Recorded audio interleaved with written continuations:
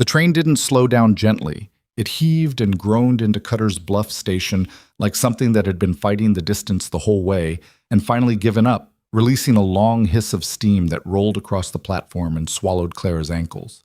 She stepped down onto the wooden boards with her carpetbag gripped in both hands and immediately felt the wind. Not the soft kind she'd known in Ohio, but the flat, indifferent kind that pushed straight through wool and didn't apologize. There were maybe a dozen people on the platform. She scanned faces out of habit, the way you do when you're alone somewhere unfamiliar. Most of them weren't looking at her. One was. He stood apart from the small cluster of people waiting near the station house, one hand braced against a post, the other hanging at his side. Tall, dark coat, a hat pulled low enough that she couldn't read his expression until she got closer, and by then she almost wished she hadn't. Wade Mercer looked at her the way a man looks at a bill he can't afford to pay.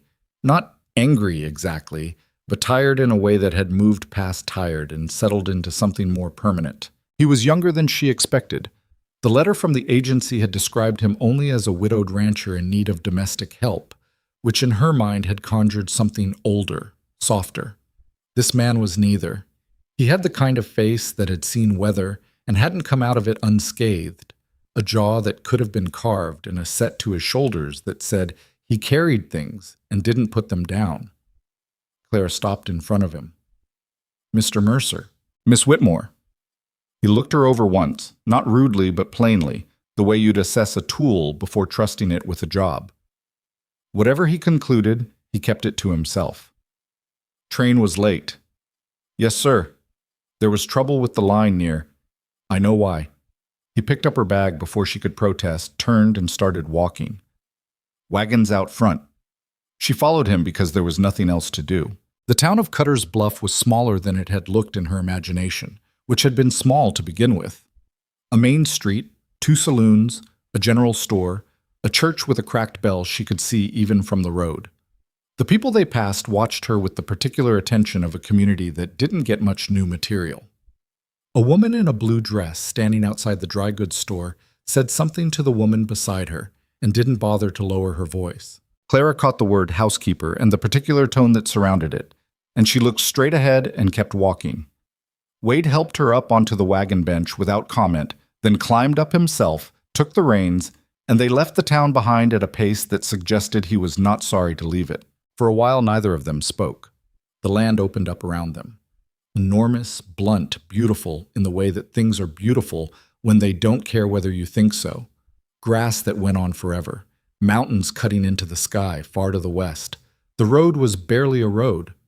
"How old are your children?" Clara finally asked, because the silence was starting to press on her. 9, 7, and 4. He kept his eyes on the horses. "Oldest is a girl, Nora, then Henry, then Ethan. He's the little one." "How long has it been?" "Since their mother's 14 months. She nodded, didn't push it. "They know you're coming," he said after a moment. "I told them last week. Nora took it better than I expected. Henry didn't say anything, which usually means he's decided something I won't like." He paused. Ethan cried. Because he was sad about it? Or because he was scared? Wade glanced at her sideways. "Does it matter?" "It matters to me. The way I'd handle it is different." He was quiet again. Then, "Scared, I think. He doesn't remember a time when we didn't have someone. Before she died, my wife had a girl who helped with the house. When she left, he didn't understand where she went." Clara looked out at the grass moving in the wind. "How'd she die?" "Your wife." She heard the breath he drew. "Fever. Last winter." His jaw moved. It moved fast. 1 week she had a headache. 3 weeks later she was gone. He said it bluntly, like a man who has had to say it enough times that he's learned to say it without breaking.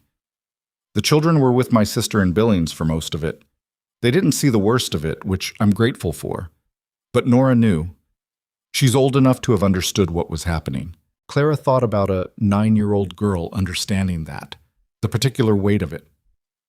"I'm sorry," she said. "People keep saying that." Not unkindly, just honestly. The ranch came into view about an hour outside of town. It was not what she'd hoped for, though she wasn't sure what she'd hoped for. A two-story house, white paint gone gray and peeling in long strips. A barn that needed 2 of its planks replaced. Fencing that ran straight in some places and sagged in others. A vegetable patch that had been put in, she could tell, by someone who knew what they were doing, then neglected by someone who didn't have time. There was a dog sleeping on the porch steps who lifted his head when the wagon came up the road, then put it back down. "That's Homer," Wade said. "He's useless, but the kids love him. I won't hold it against him." They pulled up in front of the house. Clara climbed down before he could help her. Not out of rudeness, but because she'd learned a long time ago not to wait for help that might not come. 3 children stood on the porch in a row. The oldest, Nora, had her arms crossed and her chin up and was watching Clara with dark eyes that gave nothing away. Beside her, Henry stood with his hands in his pockets and a look on his face that Clara recognized immediately as the look of a boy who'd already decided. And pressed against Nora's side was Ethan, small and round-faced, who was staring at Clara with his lip pushed out and his eyes wet around the edges. "Kids," Wade said, coming around the wagon. "This is Miss Whitmore. She's going to be helping us with the house." Silence. Clara climbed the porch steps slowly. She stopped at the top and looked at the 3 of them. Really looked, the way most adults didn't bother to do with children. And didn't smile, because a smile right now would be a lie. And children always knew when you were lying. "Hello," she said. "Hello," Nora said. Flat, civil, non-committal. Henry said nothing. Ethan sniffed. Clara crouched down to Ethan's level, which put her eye to eye with him. He stared at her with the kind of open, undisguised misery that only 4-year-olds are still allowed to wear. "I'm not taking anyone's place," she said quietly. "I just came to help with some things. That's all." He looked at her for a long moment. Then he buried his face in Nora's side. Clara straightened up. Nora watched her do it. "The kitchen's through there," Nora said, tipping her head toward the door. "It needs work." "All right. The stove pulls to the right when you load it. If you don't know that, you'll burn things." "Thank you for telling me." Nora uncrossed her arms. Not warm, but something had shifted, something small and tentative. "You're welcome," she said, like she was testing how the words felt. The kitchen needed more than work. It needed intervention. Clara stood in the middle of it and took stock. The stove was there, as promised, and did visibly lean to the right. The sink had a slow drip that had been dripping long enough to stain the basin. The shelves held food, but not organized. Cans pushed in front of cans, a flour sack tipped on its side and half empty, dried beans in a jar that had cracked along the bottom and been set back on the shelf anyway. She tied her hair back, rolled her sleeves up, and started. She'd been working for about an hour when she heard boots on the kitchen floor and turned to find Henry standing in the doorway watching her. "You moved the beans," he said. "The jar was cracked. I put them in a different one. My mother kept them there." Clara looked at him steadily. "I know, I'm sorry." "You don't know anything," said without particular heat, just as fact. "No," she agreed. "Not yet." He stared at her. Then he left. She turned back to the shelves and stood there for a moment with her hands resting on the wood and her eyes on nothing, breathing through the particular ache of that exchange. Then she kept moving, because there was nothing else to do. Dinner that first night was a quiet disaster. Clara cooked a venison stew that came out reasonably well, she thought, given what she had to work with, and set it on the table as Wade came in from the barn with mud on his boots and exhaustion sitting heavy on his face. The children arranged themselves around the table with the particular precision of a family that had worked out its seating arrangement through grief and didn't want to renegotiate it. There was a gap at the table that no one sat near. Clara understood immediately and took the chair at the end, the furthest from the gap. Wade looked at the stew, then at her, and something in his face shifted almost imperceptibly. "Looks good," he said. "We'll see." Nora tasted it first. Her expression didn't change, but she kept eating. Henry pushed the vegetables to the side of his bowl with systematic precision, but ate the rest. Ethan didn't eat much, but he watched Clara with a focused attention that she understood was its own kind of engagement.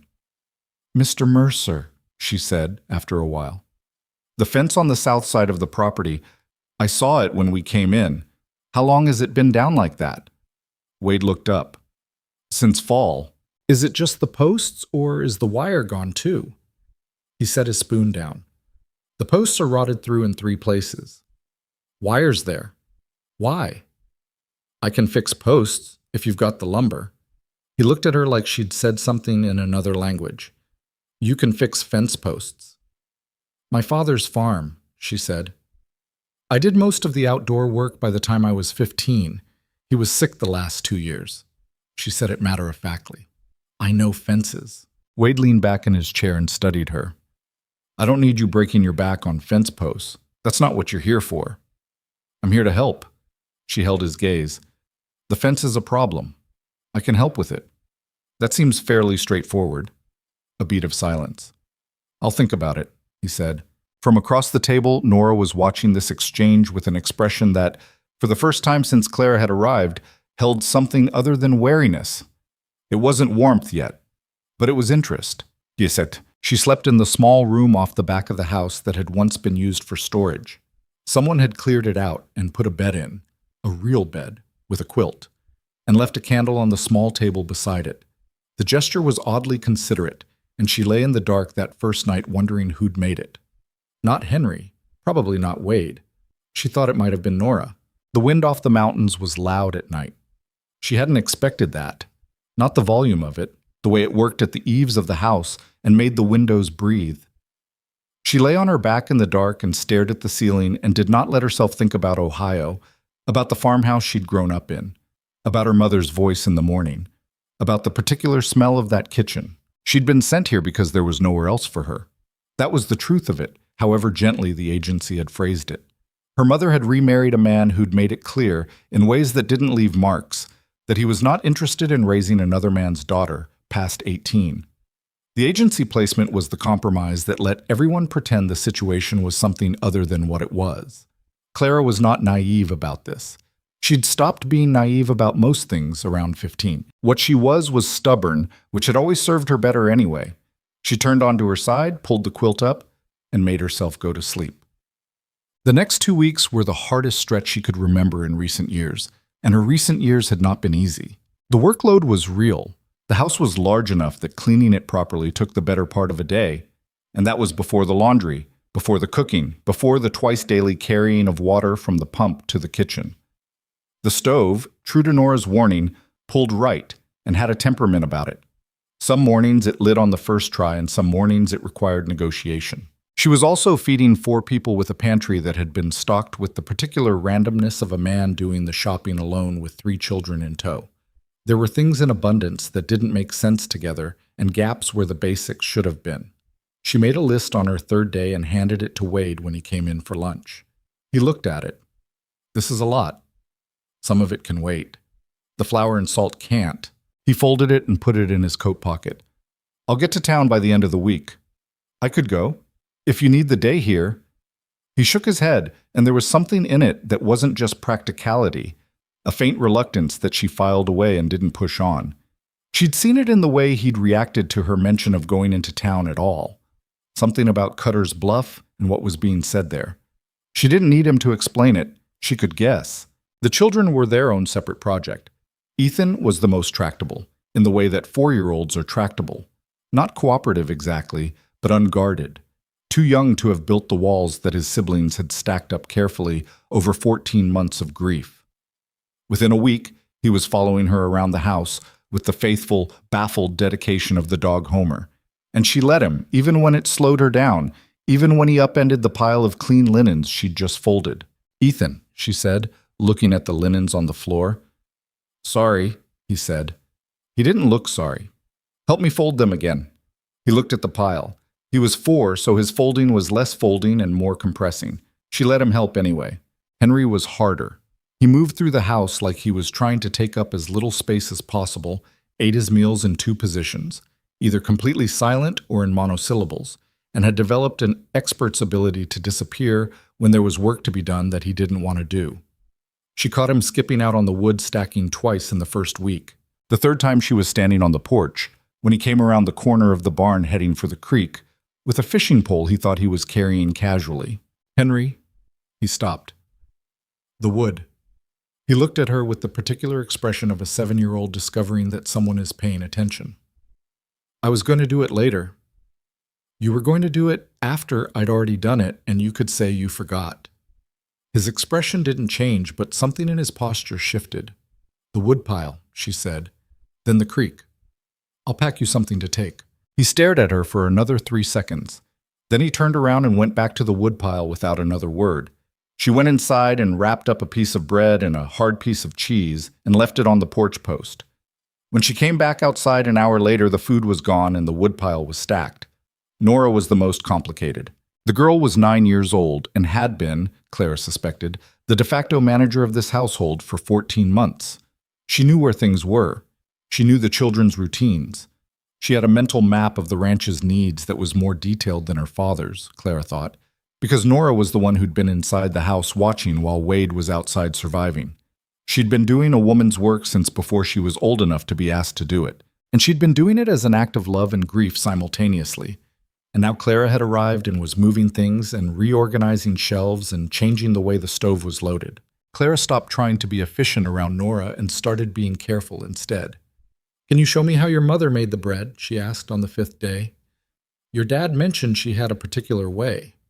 Nora looked up from the table where she was doing sums. He said that? He mentioned it. I thought you might know it better than anyone. Nora was quiet for a moment. Then she set her pencil down and stood up. She added a little more salt than most people do, and she let it rise twice. Show me? It took most of an afternoon. The bread came out darker than Clara would have made it herself. More salt, the double rise, a particular way of scoring the top. But when Wade came in for dinner and saw the loaf on the table, he stopped in the kitchen doorway and stood very still for a moment, and Clara was watching Nora watch him, and she saw something in the girl's face that was raw and necessary, and 9 years old, and had been waiting a long time to happen. Nora made it, Clara said. Wade looked at his daughter. Smells right, he said. His voice was rough at the edges. Nora sat down at the table and arranged her napkin in her lap with great precision, but her chin was up differently than it had been that first day on the porch, less braced against something, more steady. The town noticed. Clara felt it when Wade took her along on his supply run in the 3rd week, partly because he needed the help loading, and partly because she thought it was probably better to be seen in public together rather than have her presence remain a rumor. The theory was sound. The reality was that the scene didn't make the rumor smaller. She waited by the wagon while Wade went into the general store. 2 women came past on the boardwalk, mid-30s, the kind of women who had organized opinions about everyone they'd never spoken to. And one of them looked at Clara with a smile that had nothing kind in it. You must be the new girl out at the Mercer place, she said. Miss Whitmore, Clara said. Yes. Meredith Crane. She said it like it was supposed to mean something. I knew Adeline Mercer quite well. She sounds like she was a good woman. She was. The smile didn't move. It's a hard thing for a man to bring a stranger into his home so soon after. 14 months, Clara said. The woman tilted her head. However long it's been, the children must find it difficult, an outsider in their mother's house. Clara looked at her calmly. The children are doing well. Thank you for your concern. A beat.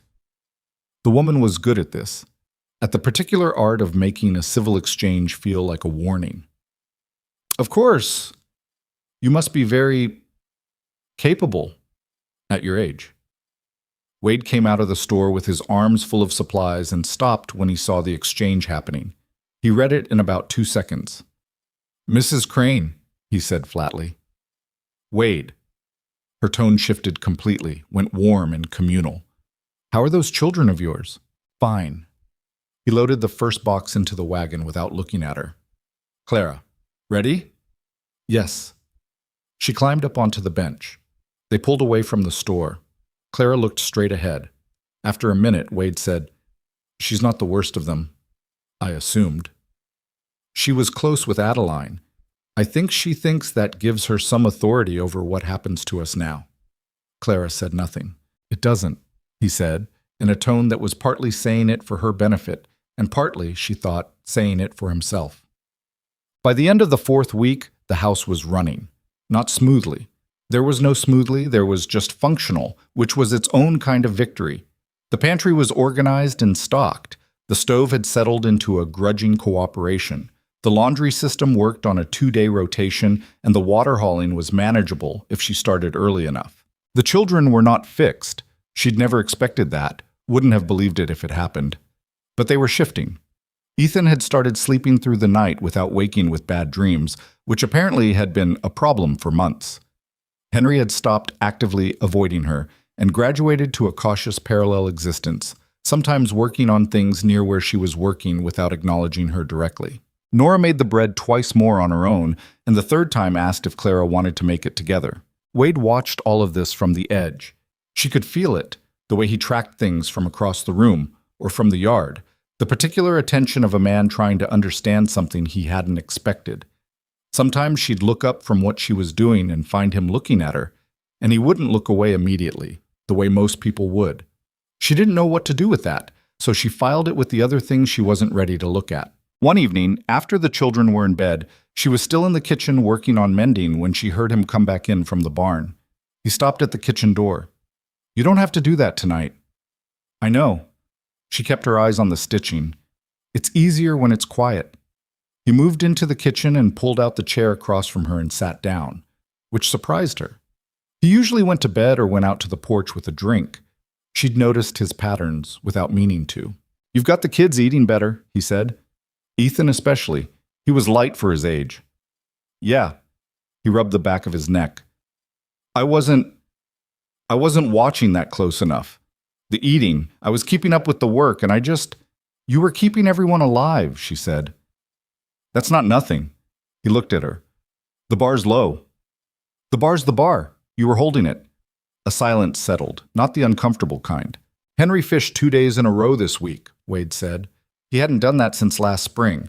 Before Adeline got sick, he was down at the creek every chance he got.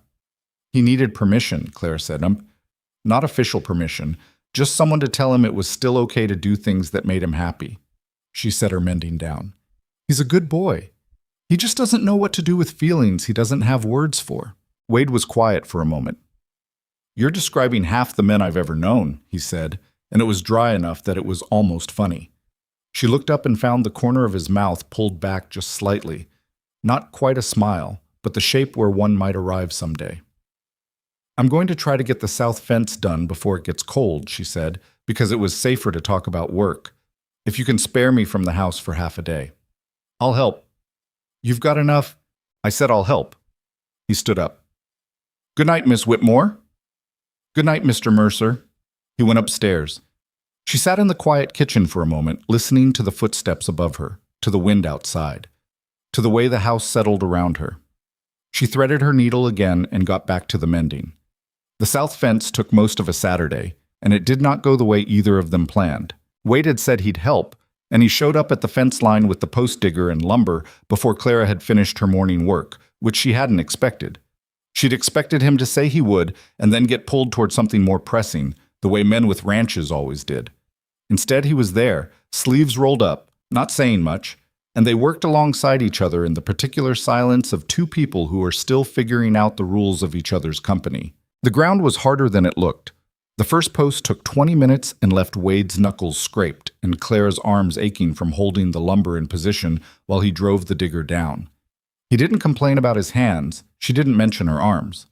"Hold it straighter," he said about the post. "I'm holding it straight." "It's leaning." She looked at it. It was leaning, barely, maybe 2 degrees. "It's fine. It'll rot faster if it's not set level." "Then help me hold it, and we'll both know it's level." He came around, took the post with both hands above hers, and they reset it together. She could feel the tension in his grip. A man who was used to doing things by himself, not quite knowing how to adjust to someone else's hands on the same problem. They drove it down right that time. They did 6 posts before noon, and neither of them said anything that wasn't about the fence. At lunch, she sat on the side of the wagon with bread and salt pork, and he sat on a fence rail that held, and they ate without the pressure of the house around them. Out here, away from the children and the stove and the particular weight of the domestic space, something was slightly different. Easier, maybe. "You're good at this," he said after a while. "I told you I was." People say a lot of things. He looked out at the mountains. Most of them can't back it up. I've noticed you don't trust easily. He considered that. No. Is that since Adeline, or was it always? It was a direct question, maybe too direct, and she felt it after she asked it. The slight overstep, the way the air changed. But he didn't shut down. He just took a moment. Always, mostly, he said. She used to say I was suspicious of good things, that I kept waiting for the catch. A beat. She was usually right. Clara looked at the fence line they'd repaired, at the posts going in straight across the slope.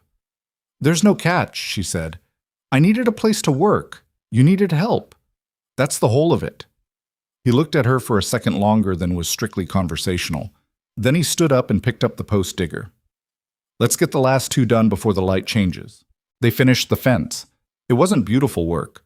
Two of the posts were close enough to straight that you'd accept them if you weren't picky, and one section of wire went in with a kink in it that Wade tried to fix and eventually left alone. But it held. When they were done, Clara put her hand on one of the new posts and pressed, and it didn't move. Good, she said. Good enough, he said, which was about as much praise as she suspected he gave anything. The first week of October arrived cold and brought with it the distinct feeling of the ranch tightening its belt. The garden had been harvested and the cellar was stocked. Not as full as it should have been, Clara thought, which meant the winter would require careful management. And Wade and the two older children began the rotation of heavier outdoor work that the season demanded. Storm shutters to check. Firewood stacked to the eaves. The barn winterized. Clara watched the calendar and adjusted accordingly. Heartier meals. Less waste. When the flour ran low, she stretched it with cornmeal and didn't mention the substitution to anyone, and Henry actually asked for seconds on the cornbread, which she noted. Nora had begun, quietly and without fanfare, helping in the kitchen of her own volition. Not because she was asked. She'd arrive in the morning and just start doing things, setting the table, stirring the pot, peeling whatever needed to be peeled. Clara didn't make a production of it because she understood instinctively that the moment she said something like, "I'm so glad you're helping," the thing would collapse under the weight of being noticed. So she just moved over and made room, and they worked alongside each other without commentary. One morning, Nora said, unprompted, "My mother used to hum when she cooked." Clara didn't stop what she was doing. "What kind of things?" "I don't know what they were. Just songs she made up, I think. Or maybe old ones I didn't recognize." A pause. "I tried to remember them, but I can't anymore. I can remember her doing it, but not the actual sound." Clara thought about what to say to that, and decided against most of it. "That happens," she said finally. "The sounds go first, usually. The feeling stays longer." Nora was quiet for a moment. "Does it get better?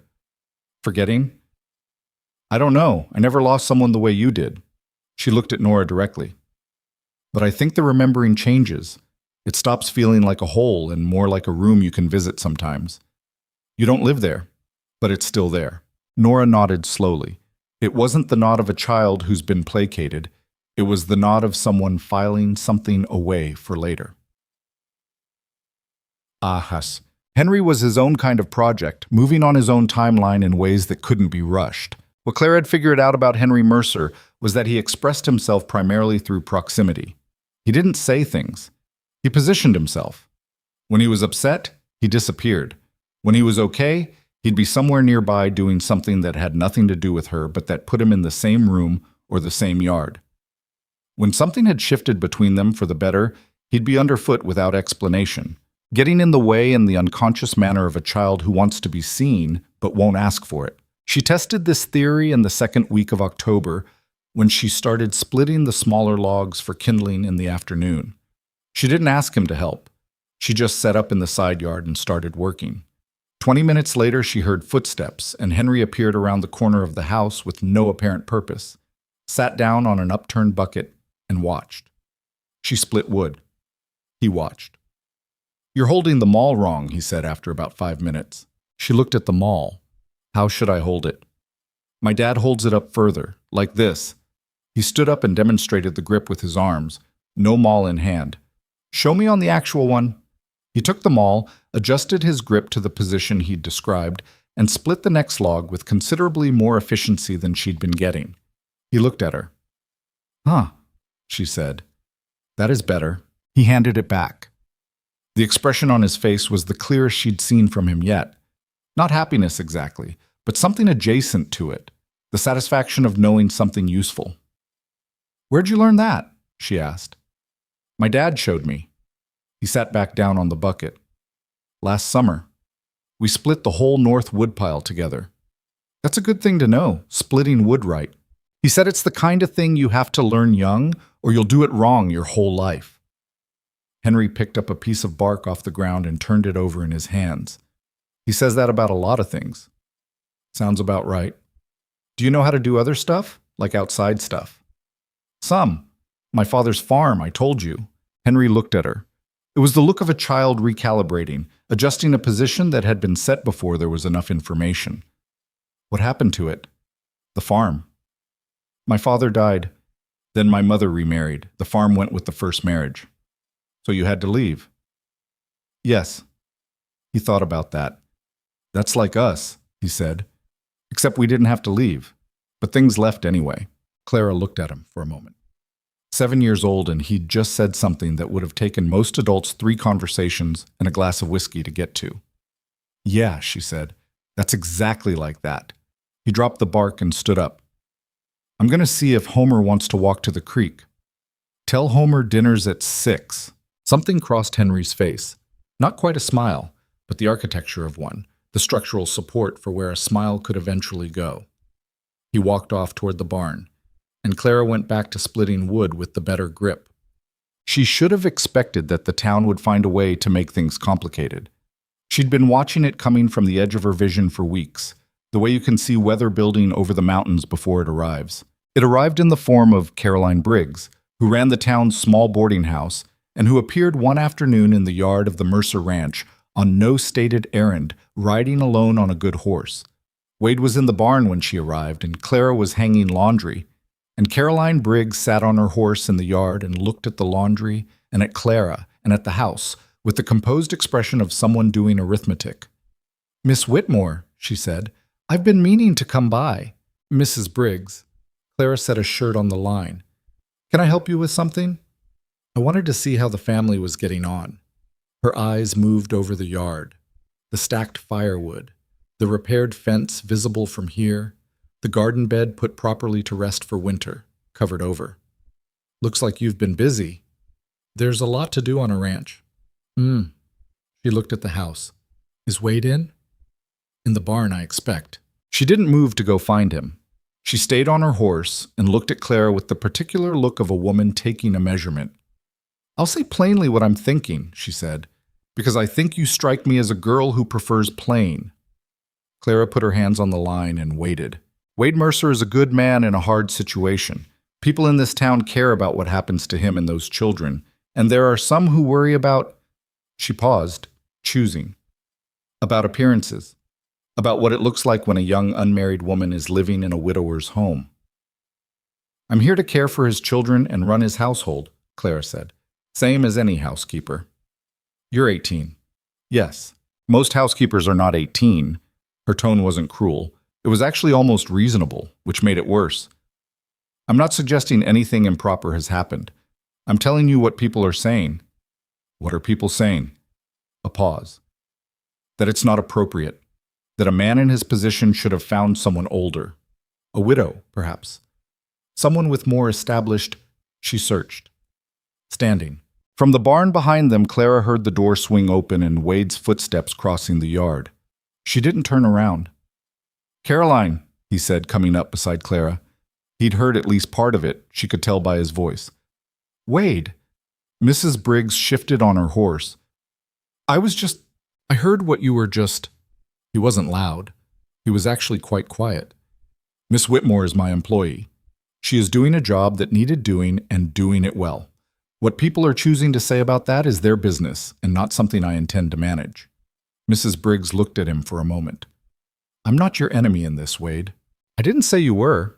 He stood with his arms at his sides, mud on his boots, and looked at her with the unmoving quality of a fence post set properly in solid ground. But I'd appreciate it if you'd let me run my own household without the town's assistance. She left shortly after, riding back toward town with the measured pace of a woman who has said her piece and will file it away for later use. Wade watched her go. Claire went back to the laundry.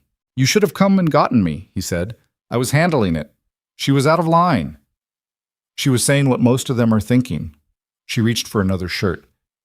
Better to have it said plainly than hinted at. He stood there for a moment. She could feel him trying to decide something. "Does it bother you?" "What they're saying." She thought about it honestly. "It bothers me that it might cause problems for you and the children. What they think about me personally." She shrugged, pulled the shirt straight on the line. "I've had people think things about me before. It hasn't killed me." "You're not what I expected," he said.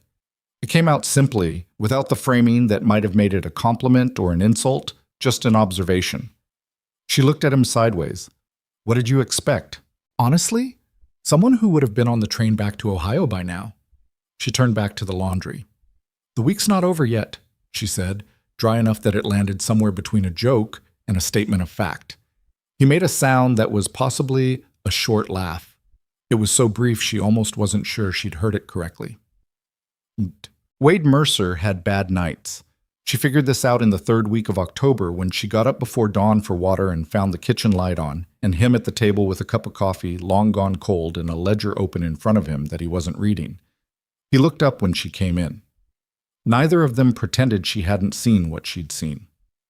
"Early," she said. "Couldn't sleep." He looked back at the ledger. "The numbers don't change, but I keep thinking if I look at them long enough, they will." She put water on to heat and sat down across from him without being invited to. He didn't object. She looked at the ledger from across the table. She couldn't read the figures, but she could read the shape of the columns, the margins that were too thin. "Is it the cattle price from fall?" she asked. He looked at her. "How do you know about that?" "I've been here 2 months. I listen." He rubbed his eyes. "Price dropped 3 weeks before I got to market. I held the herd too long waiting for it to correct. It didn't." He turned the ledger slightly. "I've got enough to get through winter if nothing breaks. If something breaks..." He left it there. "What's most likely to break?" "The north barn roof. 2 of the horses need the farrier. Ethan's going to need new boots by January. He's growing like a..." He stopped, shook his head. "I'm not your problem." "I'm not saying it is. I'm asking because I might have ideas." He looked at her with the skepticism of a man who's been told people have ideas before. "Like what?" "I can make the boys' clothes last longer. Ethan's boots, I can pack the toe and get another month out of them. The horse farrier. I can do the trimming myself on the 2 that don't need shoeing. Just need the tools. And the roof," she thought. "I'm not useless with a hammer." He stared at her. "You're not patching a barn roof." "Why not?" "Because you could fall through and break your neck.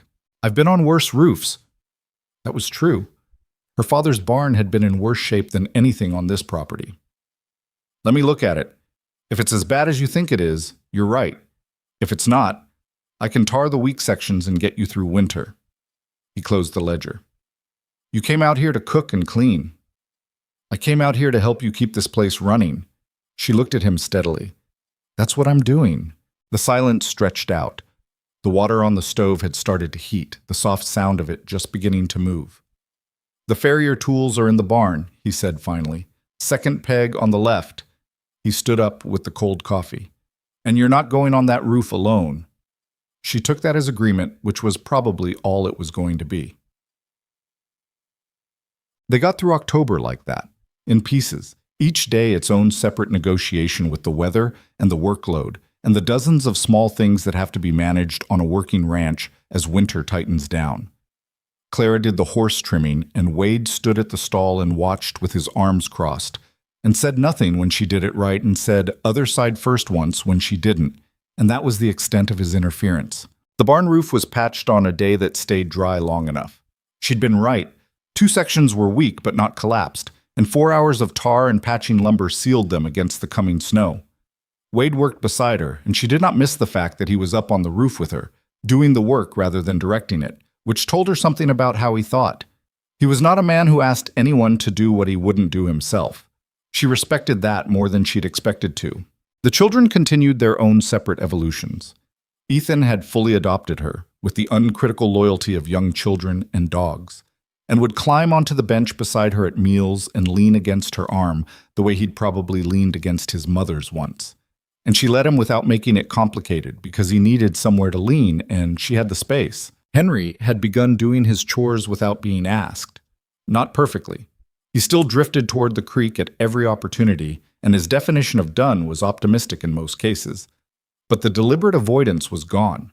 He'd taken to telling her things, small things, factual things, the way children tell you things when they want your attention but don't want to ask for it directly. He told her about the kind of fish in the creek and which spot they bit best, and what his father had said about fly fishing versus bait.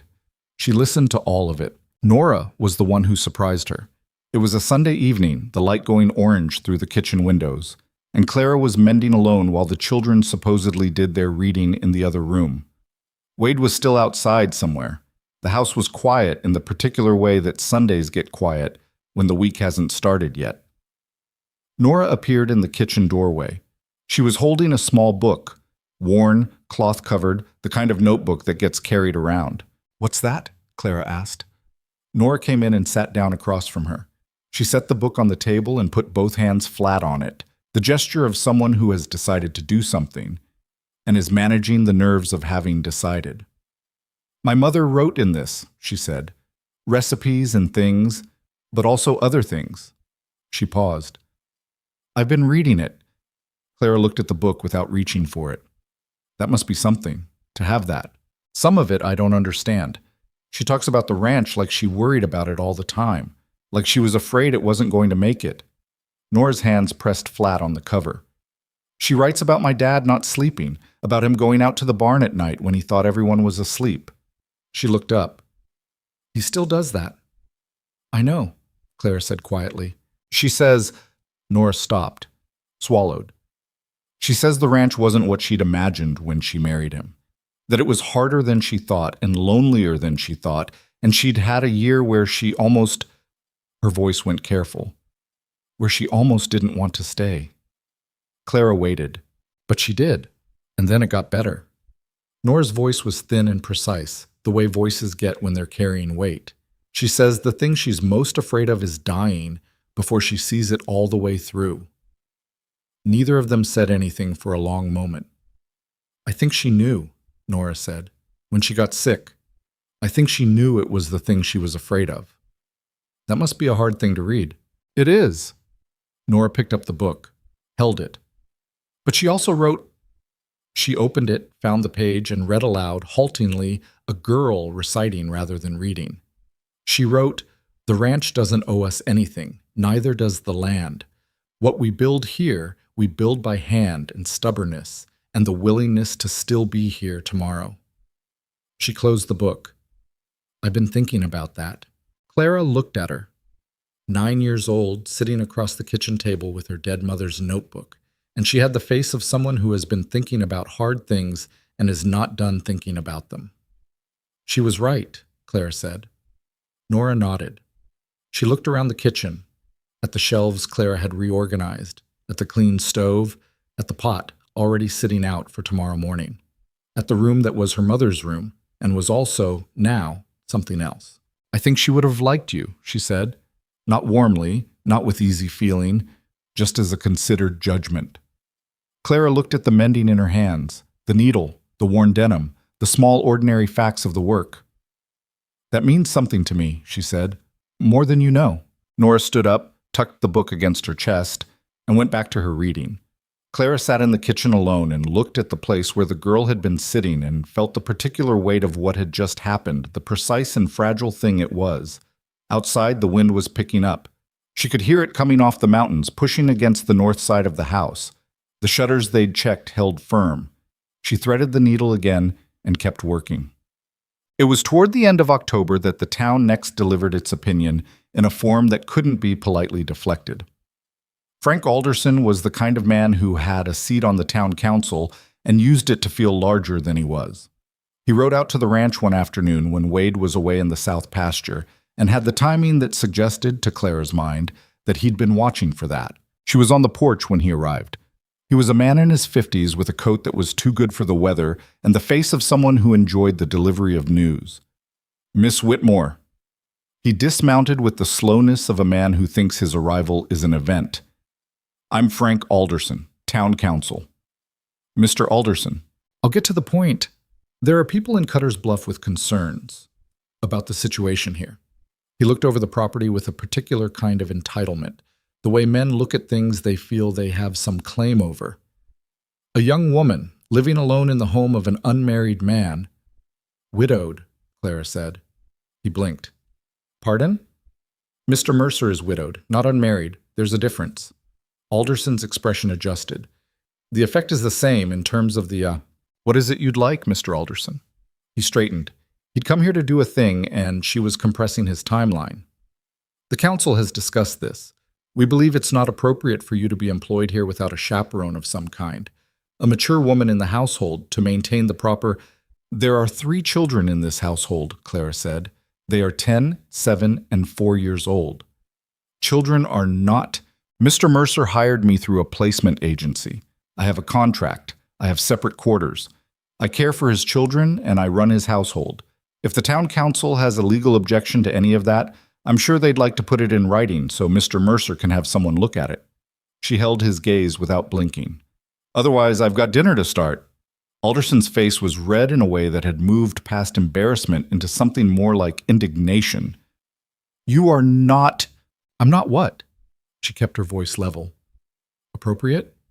Old enough? Quiet enough? She stepped back toward the door. Good afternoon, Mr. Alderson. She went inside and closed the door and stood behind it for a moment with her hands pressed to the wood and her heart knocking harder than she'd have liked. She heard him right away. When Wade came in from the south pasture that evening, she told him plainly what had happened, all of it, without editorializing. He stood in the kitchen doorway and listened with his hat in his hands and his jaw doing the thing it did when he was working through something. When she finished, he was quiet for a moment.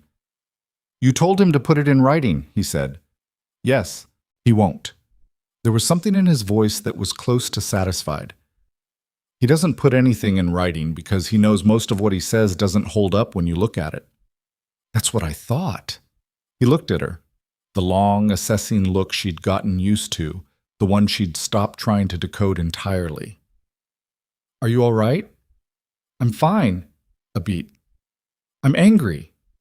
Good, he said simply. You should be. He hung his hat on the peg and came into the kitchen, and she moved to start dinner, and they worked around each other in the small space with the particular efficiency they'd developed over 2 months, each knowing where the other was going to be. And Clara thought that this, more than anything she'd managed since arriving in Montana, the fence posts, the barn roof, the children slowly turning back toward the living, was the thing she hadn't expected. Not comfort, exactly. Not safety. But something that felt, for the first time in a long time, like it might deserve both those words eventually. She didn't say that. She just made the dinner and set the table and called the children in. November came in sideways. The first real snow hit the valley on a Tuesday, not the gentle kind that made the mountains look like illustrations in a book, but the working kind, wet and heavy, coming in off the north ridge with a wind that meant business. Clara woke to it before dawn and lay still for a moment listening to it work against the window glass before she got up and started the stove. By the time Wade came down, the children were already at the table, Ethan in his oversized sweater with his hair still sideways from sleep, watching the snow out the window with the complete absorption of a child for whom the world is still capable of being astonishing. Henry was pretending to eat while actually watching Ethan watch the snow. Nora had her notebook out and was doing sums with the focused expression of someone who has decided to be productive about the day. No school, Wade said, coming in and reading the snow out the window immediately. Can we go out? Ethan asked. After you eat. I'm eating. That's not eating. That's moving food around.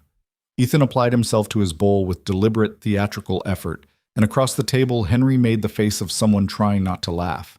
Clara set a fresh pot of coffee on the table and sat down with them, something she'd started doing in the 5th week without consciously deciding to. Wade had come home one evening to find her eating alone in the kitchen after the children had finished, and the next morning he'd said plainly, "Sit with us," and she had, and that was that. The table had rearranged itself around her in the way that furniture does when people stop treating an arrangement as temporary. The gap was still there. Nobody sat in it, But the shape of the table around it had changed. Less a wound now, more a space that had been given a kind of quiet acknowledgement, the way you'd leave a chair for someone not coming. The snow kept through the morning, and they stayed close to the house. Wade went to the barn twice to check the horses, and came back both times with snow on his hat and the look of a man tracking a list in his head. Clara spent the morning on the accounts. She'd started going over them with him 2 weeks earlier, not because he'd asked her to, but because she'd found a systematic error in the feed costs that had been compounding for months. And once she'd shown him that, he'd started handing her the ledger like it was a natural thing. It was not a natural thing. She knew that. A hired housekeeper didn't typically manage the ranch accounts. But the ranch didn't run on what was typical, and neither of them was inclined to renegotiate the arrangement when it was working. The feed bill is going to hit harder in February, she told him when he came back from the second barn trip. If the snow's like this through winter. He poured the last of the coffee and looked at the ledger over her shoulder, close enough that she could hear him breathing. I know. We could reduce the grain ration for the older horses and supplement with hay, save about... She did the column in her head. $12 through February. The roan mare needs the grain. She's not holding weight. I know. I'm not talking about her. She pointed to the line. These three. They're carrying it fine. He was quiet for a moment, reading her figures. Yeah, he said. Okay. She closed the ledger and he stepped back and she thought, not for the first time, and with the same practiced efficiency she used to close the ledger, that she should not think too carefully about what it meant when the closest she'd come to contentment in 2 years was sitting at a kitchen table in Montana in a snowstorm going over feed costs with a man who expressed approval with the word okay. She thought that, and then she filed it, firmly, in the place where she kept things she wasn't going to examine yet. The snow softened by afternoon, and Ethan made it outside with Henry and a piece of board that he was using as a sled on the slope behind the barn, with results that were more enthusiastic than effective. Clara watched them from the kitchen window while she started the dinner bread.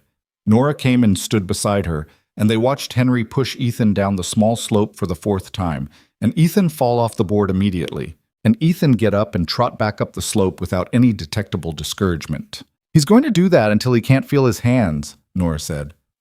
Probably, Clara agreed. Henry's going to let him. A pause.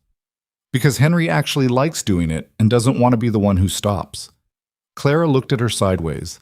9 years old, and she read her brothers like a book she'd written herself. Your mother wrote in her notebook about the first snow, Nora said. Her voice was conversational, the way it got when she was talking about the notebook. She'd brought it out 4 times now, always in the kitchen, always in the evening. It had become its own kind of ritual between them, quiet and unannounced. What did she say about it? That the first snow always made the ranch look like it could be anything. Like the snow covered up the broke-down parts, and you could pretend for a day that it was the ranch you'd imagined. Nora was quiet. She said it was the only day of the year she didn't worry about money. Clara kept her hands in the bread dough. Smart woman, knowing which battles to take a day off from. She worried too much. About money, about everything. Nora's voice was careful. That's what the notebook is, mostly. Worry, written down. She looked at Clara. Do you worry? About what? About what happens when... Nora stopped. The sentence had its own ending, but she didn't say it. When the contract ends. When the agency decides you should go. When my father decides. Clara turned the dough over and pressed it down. I try not to borrow trouble from the future, she said. There's usually enough in the present to keep me busy. Nora accepted that. Not entirely satisfied with it, Clara thought, but accepting it as the real answer it was rather than a deflection. Outside, Ethan shrieked with delight as he went down the slope and landed face first in the snow and came up laughing, his whole small body radiating the particular joy of being 4 and cold and not minding either. The second week of November brought a brief thaw, which the old ranchers in the valley apparently called a liar's reprieve, and Clara understood the name when the temperature dropped back down 3 days later, harder than before. Wade came in from the morning work on a Thursday with ice in his beard and the specific look of a man who has been in conversation with the weather and come off second. Temperature's going to drop to 15 by tonight, he said, stomping the mud from his boots. Could go lower. I'll get extra blankets on the children's beds. Ethan's already... He stopped. She looked at him. There was something different in his face. Not the weather worry, something underneath it. He was hot this morning, Wade said. When I checked on him before I went out, I thought it was just from being under the blankets. Clara set down what she was doing. How hot? I don't know. I put my hand on his forehead. He rubbed the back of his neck. He was warm. He said he felt fine. You know how he says he feels fine about everything. She was already heading for the stairs. Ethan was in his room, sitting on the floor with his wooden horse and a piece of string he was tying into increasingly complex arrangements. He looked up when Clara came in and gave her the smile that she'd gotten used to relying on more than she should, the wide, uncomplicated smile of a boy who had no idea yet that the world would eventually require him to ration his joy. She crossed to him and crouched down and put her hand to his forehead the way her mother had done for her. Palm first, then the back of the hand, then the side of the neck. She kept her face still. How do you feel, Ethan? Good. He held up the string. Look, I made a horse. That's a good horse. She sat down on the floor beside him. Does your head hurt? A little. He went back to the string. Only a little. Your throat? He touched his neck with the vague attention of a child locating a sensation he hasn't been asked about before. Maybe. She looked at the color in his face, not the cold cheek red of a child who'd been outside, but the duller, deeper flush that sat wrong. She picked up his hand and felt the skin of his wrist, dry, hotter than it should be. She kept her voice even. Let's get you back in bed for a bit. I'm not tired. I know, just for a bit. She got him settled, got an extra blanket on him, got water that he drank half of before deciding he'd rather arrange the wooden horse on the pillow. She came back downstairs and found Wade at the bottom, waiting. He's running a fever, she said. The words hit him visibly. Something moved through his face that she recognized now. Not just worry, but the particular terror of a man who had watched his wife go from a headache to a grave in 3 weeks, who had been standing in the same house when that happened, who had 14 months of nights knowing how fast things could turn. How bad, he said. Not bad yet, but it needs watching. She held his gaze because he needed something to hold on to. Children run fevers. It doesn't have to be what you're thinking. You don't know. No, she said. I don't. So we watch him, and we treat the fever, and we don't decide what it is before we know what it is. He breathed, nodded. The nod of a man doing what someone else says because his own thinking is compromised right now. Is the doctor in town? She asked. Doc Reeves. On Cedar Street. Can you get him by this afternoon? I can be there in an hour. Go now. I'll be with Ethan. He went. She went back upstairs. She spent the afternoon doing the things she knew to do. Cool cloths on his forehead changed every 20 minutes. Small amounts of water consistently offered. The windows cracked just enough to let the room breathe without chilling him. Ethan was cooperative in the way children are when they feel bad enough to stop arguing, which was itself a measure of how the fever had moved. By noon, he wasn't interested in the wooden horse anymore. By 2 o'clock, he was asleep. Nora appeared in the doorway around 3. She looked at her brother and the particular work Clara was doing, and she was very still in the way she got when she was afraid and managing it with everything she had. Is it bad? She asked quietly. The doctor's coming. That's not what I asked. Clara looked at her.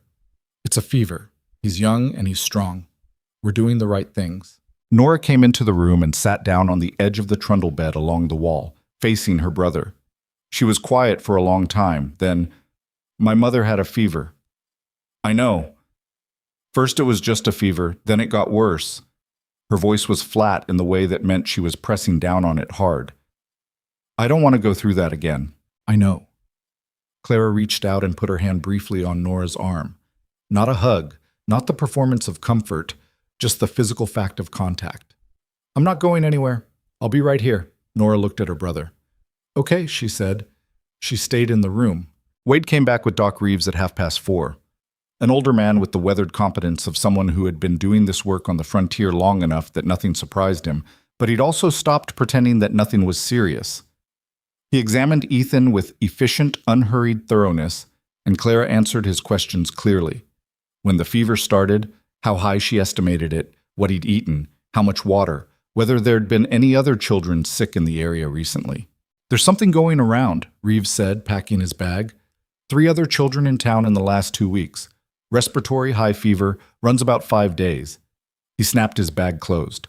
It sounds bad, but it's not what it can look like. The key is keeping the fever from climbing too high in the first 2 nights. Wade was standing by the window. He had his arms crossed and his back was close to the wall, and he was working to keep his face in control and not entirely succeeding. And if it does, then we'll deal with it. Reeves looked at him directly. Right now it doesn't need to go higher than it is. You've got someone who knows what to do. He looked at Clara. Keep doing what you're doing. Every hour, not 2. Water, every time he wakes. If he gets above 104, send someone for me immediately. He left. The house was very quiet.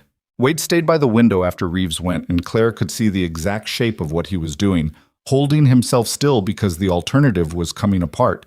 And he had children in the house, and a woman watching him, and he was not a man who came apart in front of anyone. She went to the stove and got water heated and brought him a cup of coffee without saying anything. Just set it on the table near him. He looked at it. He picked it up. He's going to be okay, she said. You don't know that. No. But the doctor didn't look scared. I've watched enough people around sick children to know when the doctor's trying to manage your feelings and when they're actually not concerned. He wasn't managing you. Wade's jaw moved. Adeline, he started. Stopped. I know, Clara said quietly. The doctor didn't look scared then either, he said. Not at first. She had nothing to offer against that. It was true, and she wasn't going to pretend it wasn't. I'm not going to leave him, she said instead. Not tonight, not tomorrow. I'll be right there. He looked at her. Whatever he was looking for, he found enough of it to keep standing upright. I'll take the second half of the night, he said. We'll see. She went back upstairs. Boy, the first night was the worst. Ethan's fever climbed in the early evening, not to the threshold Reeves had given her, but close enough that she sat with her hand on his forehead and her eyes on the clock and counted the minutes between cloth changes. Henry had gone to bed under orders, and Nora had stayed up until 10 before Clara told her firmly that she needed to sleep. Nora had argued. Clara had looked at her with the particular calm that Nora had started to recognize as non-negotiable. Nora had gone to bed. The house got very quiet. Just the wind outside and the fire in the downstairs stove sending its warmth up the stairs, and Ethan's breathing, and the clock. Wade came up at midnight and stood in the doorway. She'd expected him earlier. How is he? Holding. The fever didn't go higher in the last 2 hours. She changed the cloth on Ethan's forehead. He woke up about an hour ago and drank water and went back to sleep. That's good. Wade came in and pulled the chair that had been Nora's up to the other side of the bed and sat down. He looked at his son, looked at him with the naked, unprotected love that parents have for sleeping children, the kind of look that adults only let themselves wear when they think no one else can see it. You should sleep, Clara said. I'm not going to sleep. Then at least, I'm staying, he said, quietly, without negotiation. She looked at him and decided not to argue. They sat on opposite sides of the small bed with the child between them, and the night moved slowly the way nights do when you're watching something and afraid to look away. Around 2 a.m, Ethan woke with a thin, confused cry and reached for something in his sleep before he was fully conscious. Clara had her hand on his before he could properly wake. I'm here, she said. Right here. He opened his eyes, looked at her with the unfocused gaze of a child finding his way back. Clara, he said, just her name, like it was an answer to a question. Right here, she said again. Drink some water. He drank, went back to sleep. His breathing evened out. Across the bed, Wade was very still. She could feel him looking at her, but she kept her eyes on Ethan, on the rise and fall of his chest, on the way the fever flush was sitting in his cheeks. He said your name, Wade said, very quietly. He knows who's here. A silence. Thank you, he said. Said it plainly, without the stiffness he usually armored himself with when he had to say something that cost him. She didn't look up. Don't thank me yet. He didn't say anything else. They stayed through the rest of the night like that, on opposite sides of the bed, taking turns with the cloths, handing each other water when the other one forgot to drink. At some point around 4, Clara let herself lean back in the chair and close her eyes for 20 minutes while Wade watched, and he didn't wake her until Ethan stirred. This was the closest they'd been to something real, and both of them knew it. and neither of them said so. The second day was better, and the second night was worse. The fever spiked just past midnight, not over the threshold, but moving toward it with a determination that made Clara's jaw tighten. She got cold water, and she got more cloths, and she worked steadily, changing the compress every 15 minutes instead of 20, watching his breathing, counting his pulse against her own heartbeat, because she'd learned that from her mother, and it was something she could do with her hands while the fear moved through her, and she refused to let it slow her down. Wade was awake. He didn't interfere with what she was doing. He understood by now that she had a system and breaking it would not help. But he was there, at the edge of the room, and once when she turned to get fresh water, he was already there with the bowl. At 3 a.m, the fever broke. Not dramatically. Ethan didn't convulse or cry out or do any of the things that her imagination had been quietly running in the background. He just began, gradually, to cool. His skin went from dry and hot to damp, and his breathing deepened, and his color shifted from the angry flush of fever to the pale exhaustion of a body that has fought something and come out the other side. Clara sat back in the chair and pressed her hands against her thighs and breathed. "Is it?"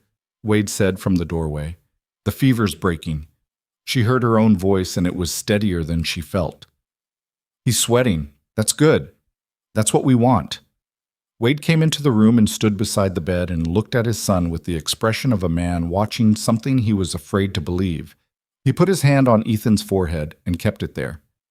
"He's cooler," he said, like he needed to say it out loud to make it real.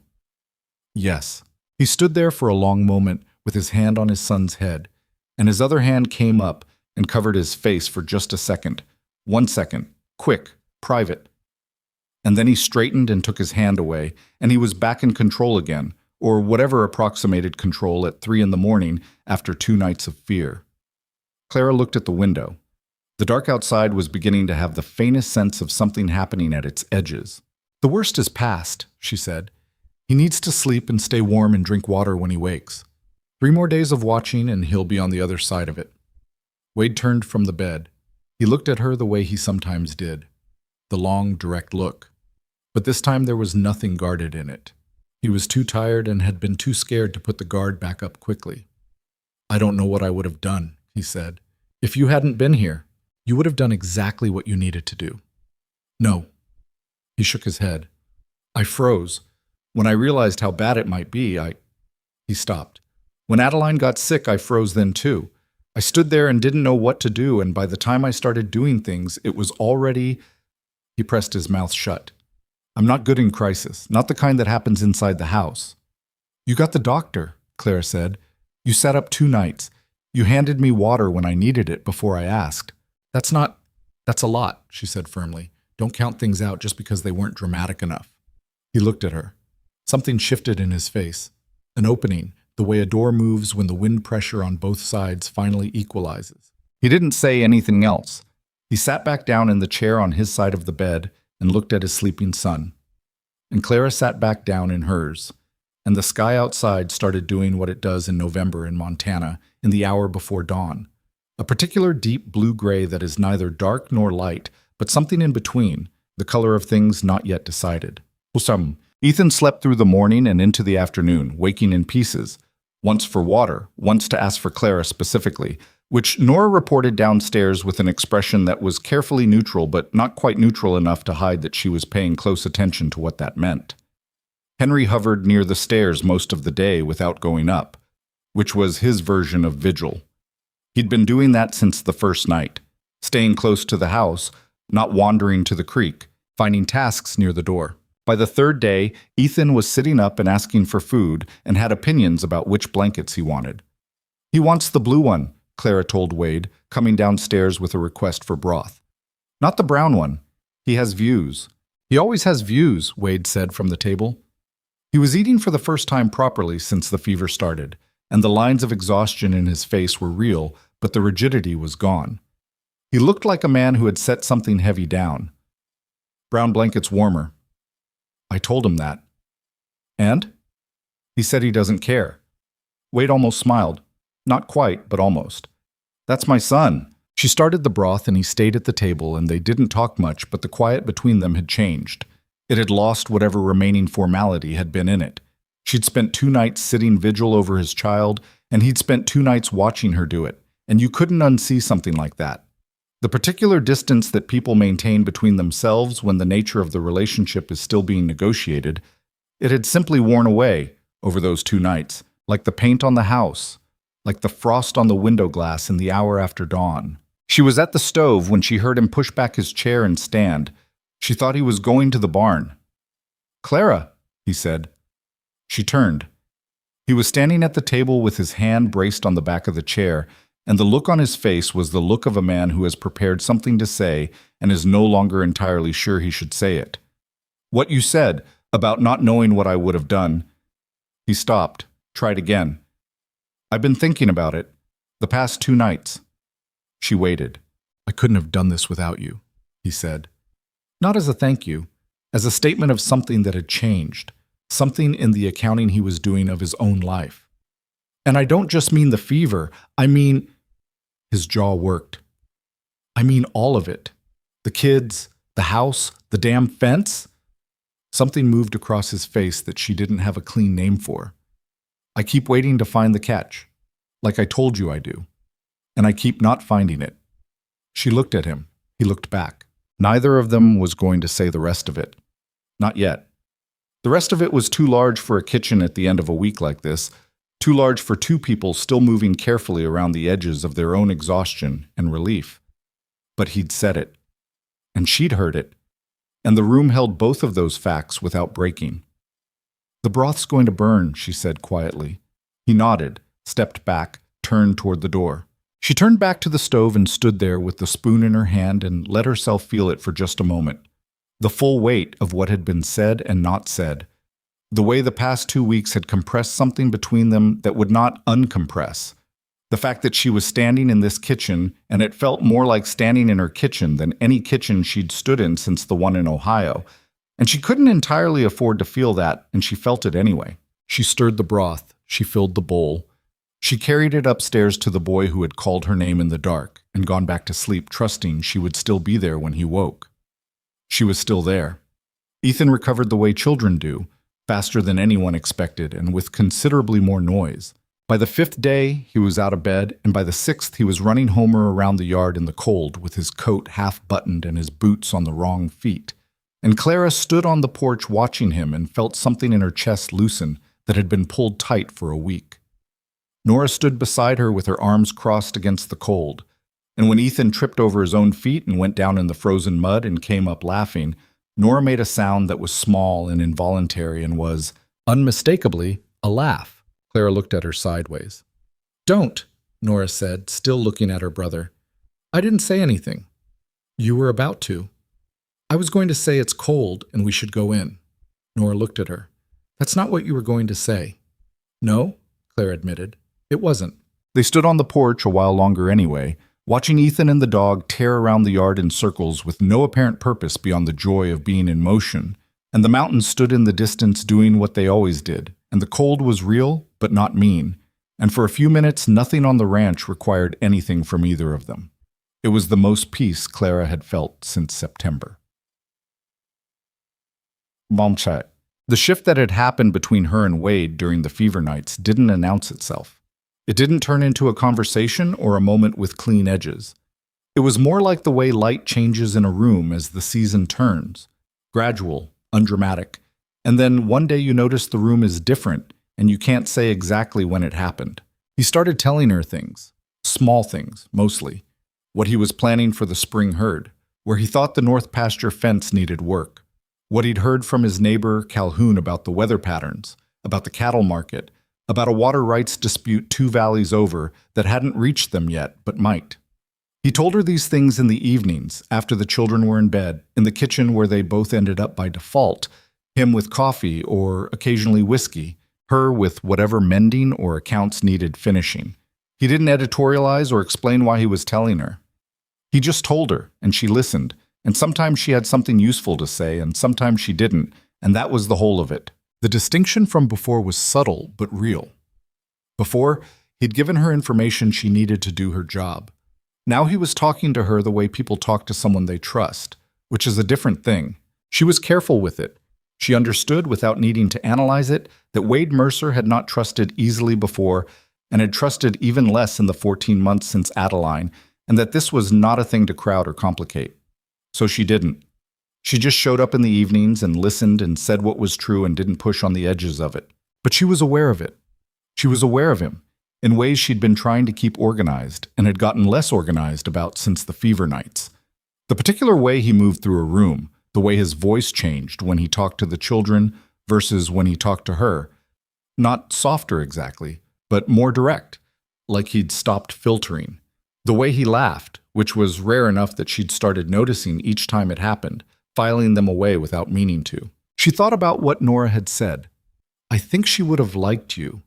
And she sat with it in the way you sit with things that are too large to deal with practically, but too true to put down. She was 18 years old, and she had nowhere else to go, and she was not going to mistake those facts for something more dignified than what they were. She had come here with nothing.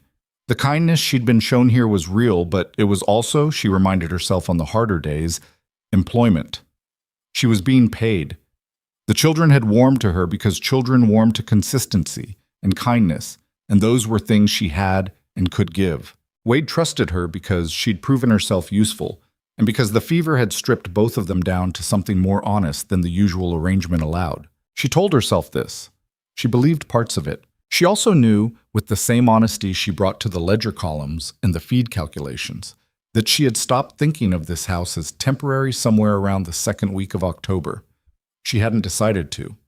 It had just happened, the way the table arrangement had happened, the way the morning routine had happened, the way the particular calibration between herself and each member of this family had happened. Not planned, just built, day by day, with her own hands. Which meant she had something to lose now. That was the thing she was careful not to look at directly. So, the second week of December came with more snow and a letter. It arrived on a Tuesday with the weekly post delivery addressed to Wade, which was not unusual.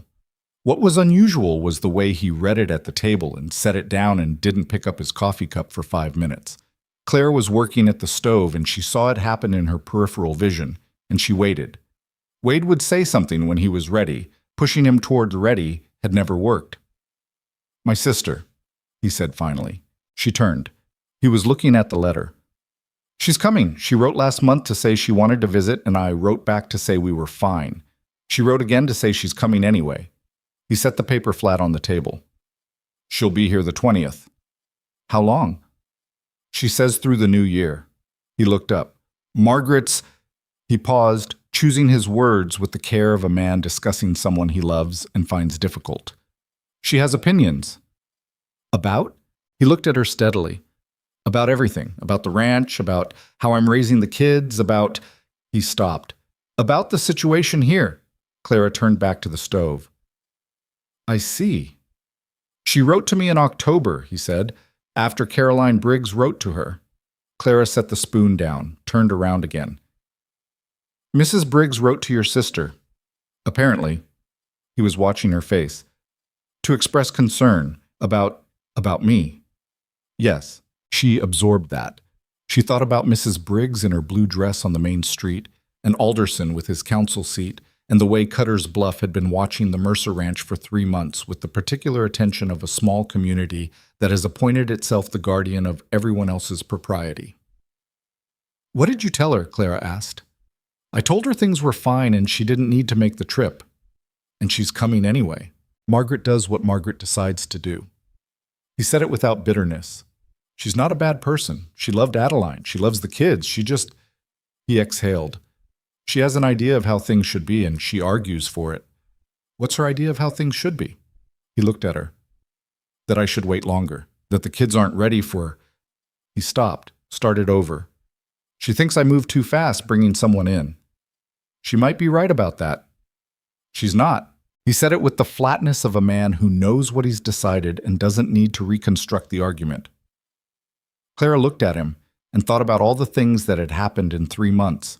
The fence and the bread and the barn roof and the accounts and the fever and the 2 nights on opposite sides of a small bed with a sick child between them, and understood that he'd arrived at wherever he was through experience, not sentiment. He was not a man who dealt in sentiment. She's going to have questions, Clara said. Yes, and opinions. Yes. Are you going to answer the questions? He picked up his coffee cup. Not all of them. Margaret Mercer arrived on the 20th of December on the afternoon stage, and Clara knew her immediately. She had Wade's directness and his dark eyes and none of his reticence, which made her simultaneously easier and harder to read. She embraced the children on the porch with the genuine, complicated love of a woman who had been worrying about them from a distance, and she shook Clara's hand with the firm, appraising grip of someone who had already formed a hypothesis and was now testing it. "Miss Whitmore," she said. "Mrs. Halsey." Clara had learned her married name from Wade. "Welcome. I'll get your bags." "I've got them." Margaret picked up her own bag without breaking eye contact. "I traveled alone from Billings. I can manage luggage." Clara recognized the message in that and filed it. She stepped back and let Margaret into the house. The first 3 days were managed. That was the right word. Margaret was not unfriendly. She helped with meals without being asked. She sat with the children and told them things about their mother that made Nora go very quiet, and Ethan asked 17 follow-up questions, and Henry listened from the corner with the posture of someone trying to absorb as much as possible without appearing to. She was good with them. It was clear she loved them in the thorough, worried way of someone who has been standing outside a situation they can't fix. She watched Clara the way Clara had once watched the fence line, not hostile but assessing, looking for the weakness. On the third evening, after the children were in bed and Wade had gone to check the horses, Margaret sat down at the kitchen table while Clara finished the dishes and said, without preamble, "How long are you planning to stay?" Clara dried her hands. "I'm employed here through spring at minimum. Beyond that, I don't know." "Who decides that?" "Your brother." "And you're comfortable with that? Having your future decided by someone else?" Clara looked at her. "Most women in my position have their future decided by someone else. I'd rather it be someone I trust than someone I don't." Margaret considered that. "You trust him?" "Yes." "You've known him 4 months. People figure each other out faster when they're working hard together." Clara sat down across from her. Not because she was invited to, but because the conversation was going to be a real one, and she was not going to have it standing at a sink. "I know what you're worried about. Mrs. Briggs told you her version, and you came here to see whether it was true." Margaret didn't flinch from that. "Is it?" "That depends on what she told you. That you're young and he's lonely, and that's a combination that tends toward one outcome." Clara held her gaze. "Nothing improper has happened in this house."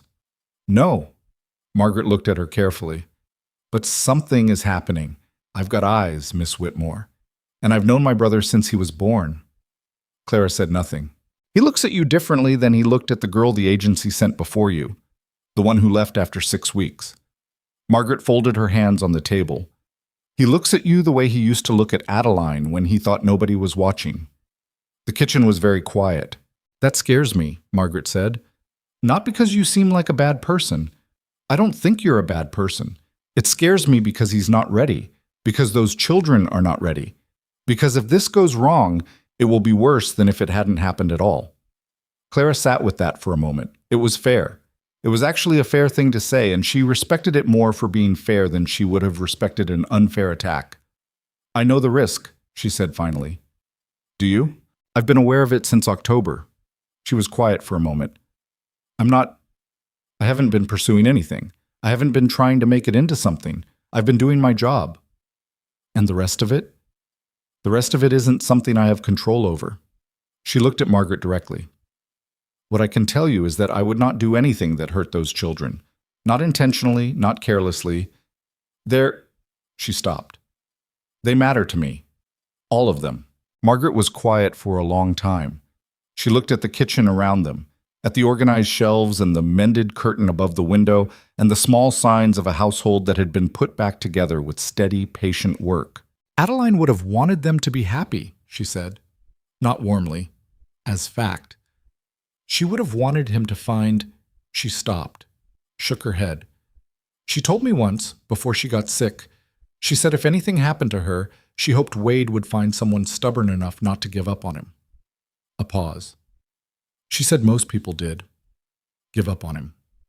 Clara looked at the table. "I'm not saying that's you," Margaret said. "I'm not saying it isn't. I'm saying I'm watching." "I expect you are," Clara said. "I'd think less of you if you weren't." Something shifted in Margaret's expression. Not approval, not yet, but the first relinquishment of a held position. She stood up. "The children look better than they have since before Adeline got sick," she said at the door. "I'll give you that." She went to bed. Clara sat at the table alone for a while in the kitchen and felt the full complicated weight of being seen and evaluated and not yet found wanting, but not yet found worthy either, and she thought that this was about right. This was how it should be. The people who loved this family should look hard at what was happening in it, and she should be able to stand under that look without flinching. She thought she could. She was less sure of some of the other things. Wade came back from the barn and found her still at the table. He read the room the way he'd learned to read rooms, which was well. "She talked to you," he said. "Yes." He sat down. "What did she say?" "Things that needed to be said." Clara looked at him. "She loves you. She's scared for you." He was quiet. "She means well." "She does mean well. She also means what she says, which is different." Clara folded her hands on the table. "She said I should know you're not ready." Wade looked at the table. His jaw worked. "She might be right," Clara said. "I don't know. You know yourself better than I do." "She thinks she knows me better than I know myself." "Maybe. A beat." "Do you think she's right?" He was quiet for a long time. The clock ticked.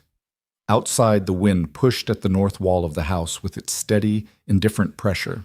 "I think," he said slowly, "that there's a difference between not being ready and being afraid." He looked up at her. "I've been afraid since October." Clara held his gaze. "Of what?" "Of this." He gestured once at the space between them. Not dramatically, just a small movement of his hand, but it was the most direct thing he'd done since the fever nights. "Of what happens if I say the thing I've been not saying for 2 months? And of what happens if I don't?" Clara's hands were still on the table. "I don't want to make this something it's not," he said. "I don't want to tell you things because I'm lonely or because you've been here and it's winter and that's what loneliness does to people. I've been asking myself whether that's what this is. And no." He said it flatly, the way he said things he'd tested thoroughly. "It's not that." He looked at her with the directness that was the most characteristic thing about him, the thing that she'd come to rely on. "You made my kids laugh again. Nora reads her mother's notebook now, and it makes her sad, and she can sit with that instead of it breaking her. Henry stacks the wood without being asked. Ethan said your name in the dark and went to sleep like it was enough." His voice was even. "That's not the kind of thing that's about loneliness." Clara looked at him for a long time. "You should know something," she said, "about why I came here, not the agency's version." She hadn't told him the full of it, just the outline, her father's death, her mother's remarriage. "My stepfather made it clear I wasn't wanted in that house after I turned 18. It wasn't complicated or dramatic. He just stopped making space for me until there wasn't any. The agency placement was my mother's way of handling the problem without having to say plainly what the problem was." She kept her voice even. "So I want you to understand, I'm not romantic about this situation. I know what it is. I know I needed a place and you needed help, and that's how this started." "I know how it started," he said, "and I want you to know that it being practical at the start doesn't mean I haven't—" She stopped. "That I don't—" She stopped again. She was not good at this part. She'd had no practice at this part. "Clara," he said quietly. "What?" "I'm not looking for eloquence. I'm looking for honest." She looked at him. "Honest is that I stopped thinking of this as temporary a long time ago. And that scared me because I know I could still be put on a train by spring if you decide that's what needs to happen. And I've been being careful not to invest in something that might not—" She pressed her mouth shut. "I've been careful." "I know you've been careful." His voice was quiet. "I've been watching you be careful. It's not—" She exhaled. "It's not something I decided to feel. It happened the way things happen when you're not watching for them." He was quiet for a moment. Then, "I know the feeling." The clock ticked. The fire settled in the stove. "I'm not putting you on a train," he said. I want to say that plainly, since we're being plain. What I want—" He paused, and she could see him measuring the words. "What I want is for you to stay. Not because the house needs running or the kids need someone. Because I—" He stopped. Tried again. I'd like for you to consider staying as something more permanent than a housekeeper. Clara looked at the table. She felt the specific gravity of what had just been said.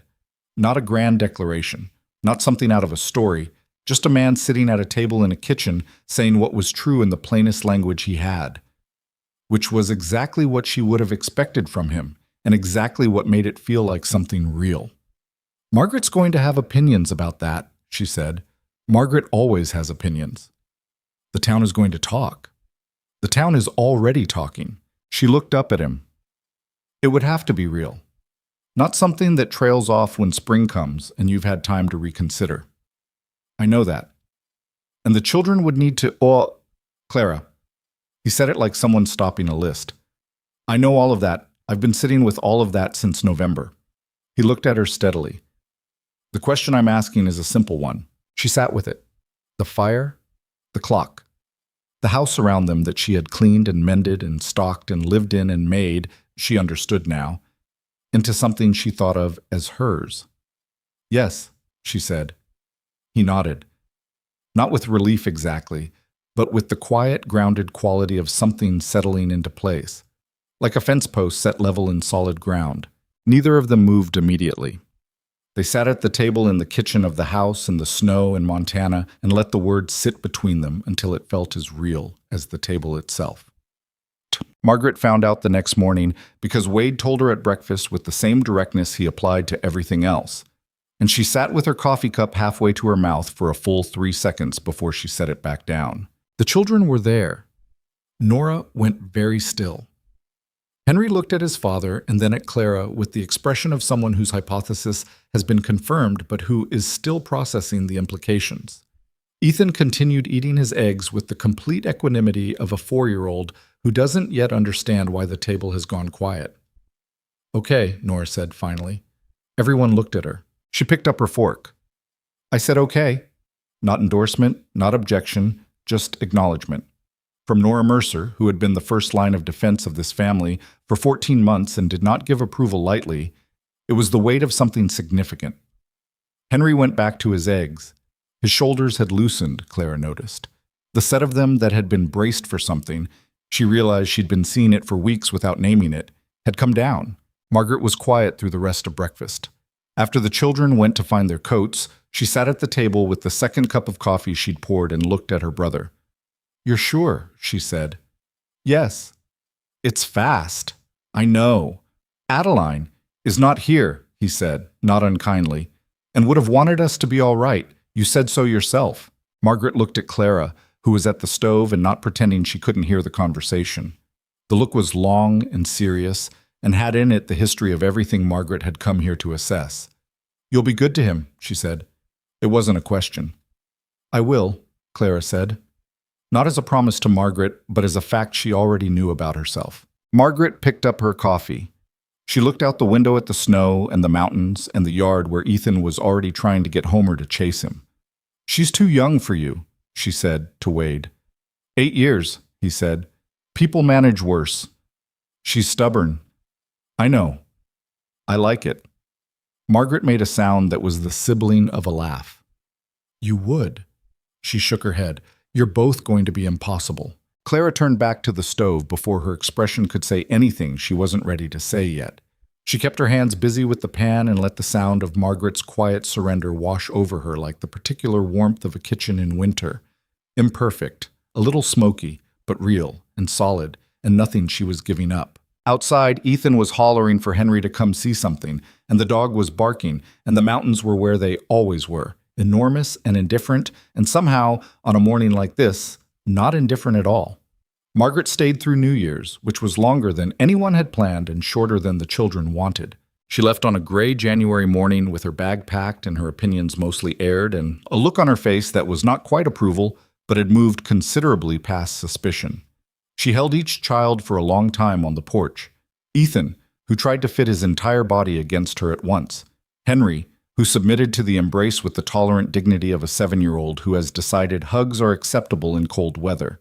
And Nora, who held her aunt's coat sleeves and looked up at her with the particular expression of a girl who understands that some people carry your history with them when they go, and that their leaving takes something with it. You write me, Margaret said to Nora. Not your father. He won't write. I write, Wade said. You write 3 sentences and call it a letter.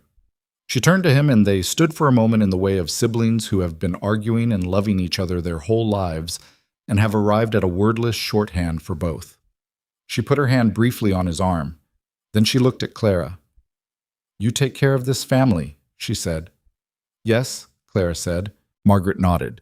A single, conclusive nod, the kind that closes a chapter, picked up her bag, and climbed into the wagon Wade had readied to take her to the stage. They watched her go down the road until the wagon turned at the tree line and disappeared, and the yard went quiet with the particular emptiness that follows the departure of a large personality. Ethan turned to Clara. Is she coming back? In the summer, she said. Summer's long. It'll come faster than you think. She put her hand on top of his head.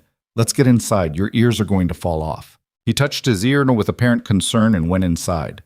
Clara stood on the porch for one more moment, looking at the empty road, feeling the cold and the quiet of a January morning in Montana, and the peculiar sensation of a household settling back into itself after being observed from outside.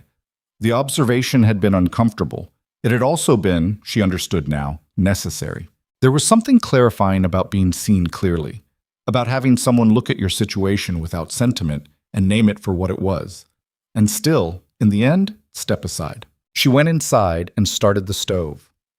January in the valley was a different creature from November.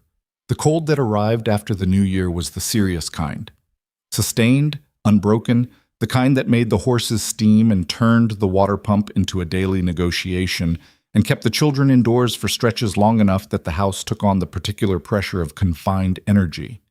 Ethan bounced off walls in the literal sense twice in 1 week. Henry developed an elaborate system of indoor activities involving string and carved sticks that took over most of the sitting room floor and that Clara had to step around for 4 days before it was judged complete and dismantled.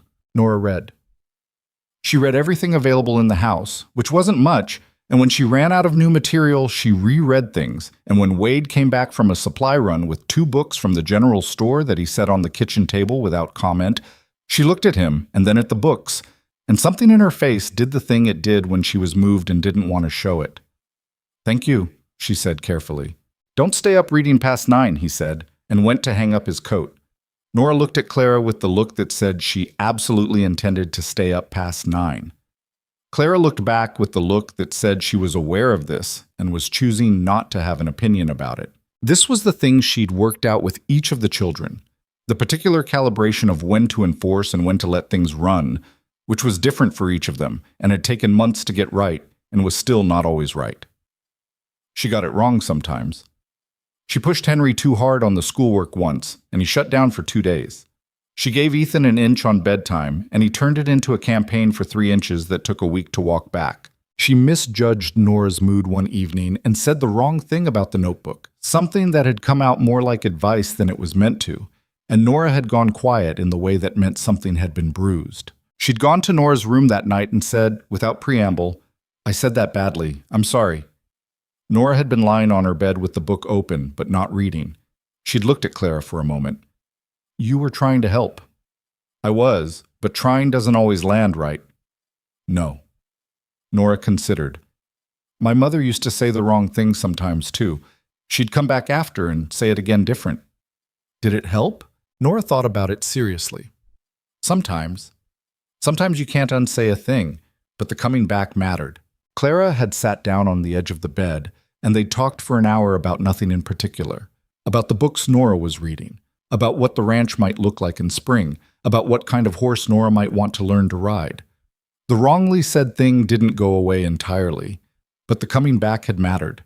She understood that now in a way she hadn't before she had people to practice it on. She was learning too. That was the thing she hadn't anticipated, that having this family would require her to become something she wasn't entirely yet, and that the becoming would happen in real time in front of people who were watching, and she would not do it gracefully every day. Some days she was patient past what she thought she had. Some days she was short-tempered and tired and said things in the tone of someone who is holding more than they have the capacity for. The children were not perfect. She was not perfect. Wade was so far from perfect that on the bad days she wondered how two imperfect people with entirely different ways of handling the world had arrived at the same kitchen table and decided that was enough. And then she'd watch him with the children, watch him sit on the floor in the lamplight with Ethan and a game of checkers, losing with the specific strategic ineptitude of a parent letting their 4-year-old win while pretending they weren't.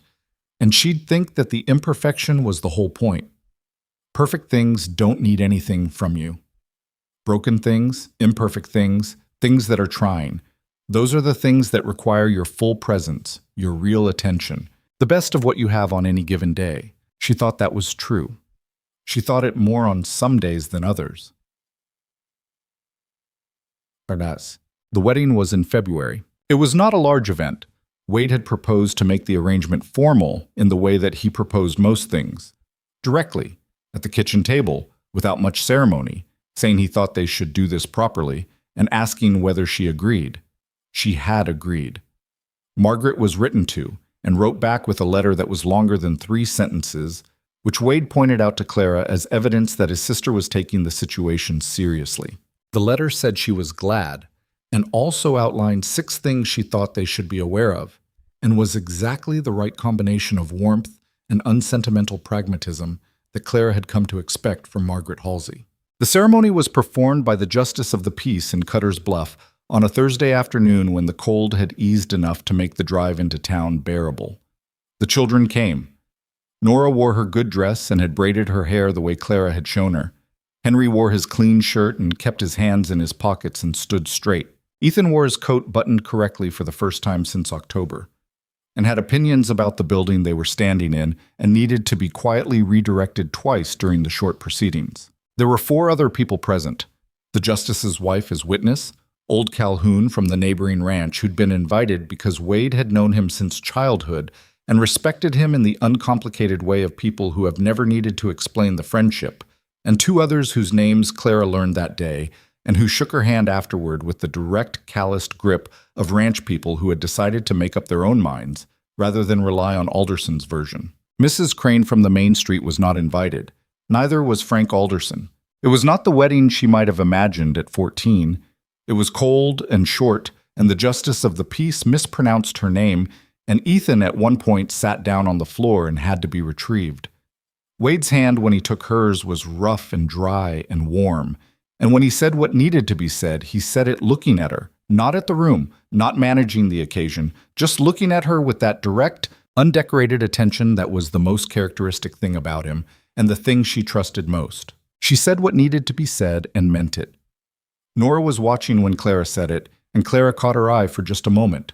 The girl who had stood on the porch with her arms crossed and her chin up on the September afternoon when the stranger arrived from Ohio. The girl who had carried her mother's notebook through the winter like a living thing that needed protecting. Something moved across Nora's face, quick and real. And then she looked away and straightened her dress. They drove back to the ranch in the cold with the children piled in the wagon and Ethan asleep against Clara's arm before they'd cleared the town limits. And it wasn't romantic, and nobody said anything particularly memorable, and the horses needed water when they got back, and the dinner still needed making. It was an ordinary evening that was also not ordinary at all, and Clara thought that this was probably the truest version of what a life actually looks like. Not the exceptional moments, but the ordinary ones that have been changed by something underneath. The way a landscape looks the same, but is different when you know what's growing below the surface. The town took its time adjusting. That was the honest accounting of it. Some people adjusted quickly. Calhoun, who had known Wade for 20 years and cared less about convention than about whether a man was being treated fairly. The woman who ran the post office, who had always been pleasant to Clara and continued to be. A handful of families from the outlying ranches who judged people by their work and found nothing to object to. These people spoke to her normally in town and invited them to the occasional dinner and treated the arrangement as the arrangement it was. A man and a woman making a practical and genuine life together, which was, she thought, the oldest story in any frontier community. Others took longer. Mrs. Crane maintained a careful civility in public that was neither warm nor hostile, the temperature of a woman who has decided to be decent because she values her own reputation for decency and has set aside whatever she actually thinks. Alderson mostly avoided her, which suited Clara fine. There were whispers, probably. There were always whispers, and she'd stopped being able to hear them as clearly once she stopped listening for them, which had happened sometime in February and was a conscious decision she'd made on a morning when she'd caught herself rehearsing responses to things people hadn't said to her face and decided that was an excellent way to ruin a perfectly good life. You cannot manage what strangers think of you. You can only manage what you do with your days. She'd learned that from her mother back in Ohio, in the years before the remarriage when things had been hard and her mother had kept moving anyway. It was one of the few things from that kitchen that had traveled well. The practical truth was that the Mercer Ranch was too much work for caring about Cutter's Bluff's opinion schedule. March brought the first sign of softening in the ground, and with it the beginning of the spring push. The fencing work that hadn't been finished in fall, the planting calculations, the assessment of which parts of the herd to keep and which to sell at the spring market. Wade and Clara sat with the ledger in the evenings and went over the numbers with the focused attention of people who have decided that this enterprise will work because the alternative is not acceptable, and the numbers had, over the winter, actually improved. The careful management of the feed costs through February, the money saved on the horse trimming, the kitchen running on less waste than it had run on in years. It wasn't wealth, it was solvency. And on a ranch in Montana in 1887, solvency was its own kind of success. "If the spring market holds," Wade said one evening, tracing a column with his finger, "and we get the north herd to wait by June, you'll have the barn roof money and something left," Clara finished. He looked at her sideways. "I was going to say that." "I know. I read faster." "You read my ledger faster." "Your ledger isn't complicated. Your handwriting is complicated. The numbers are fine once you get past the handwriting." He looked at her with the expression she'd come to understand was the closest he got to being openly amused.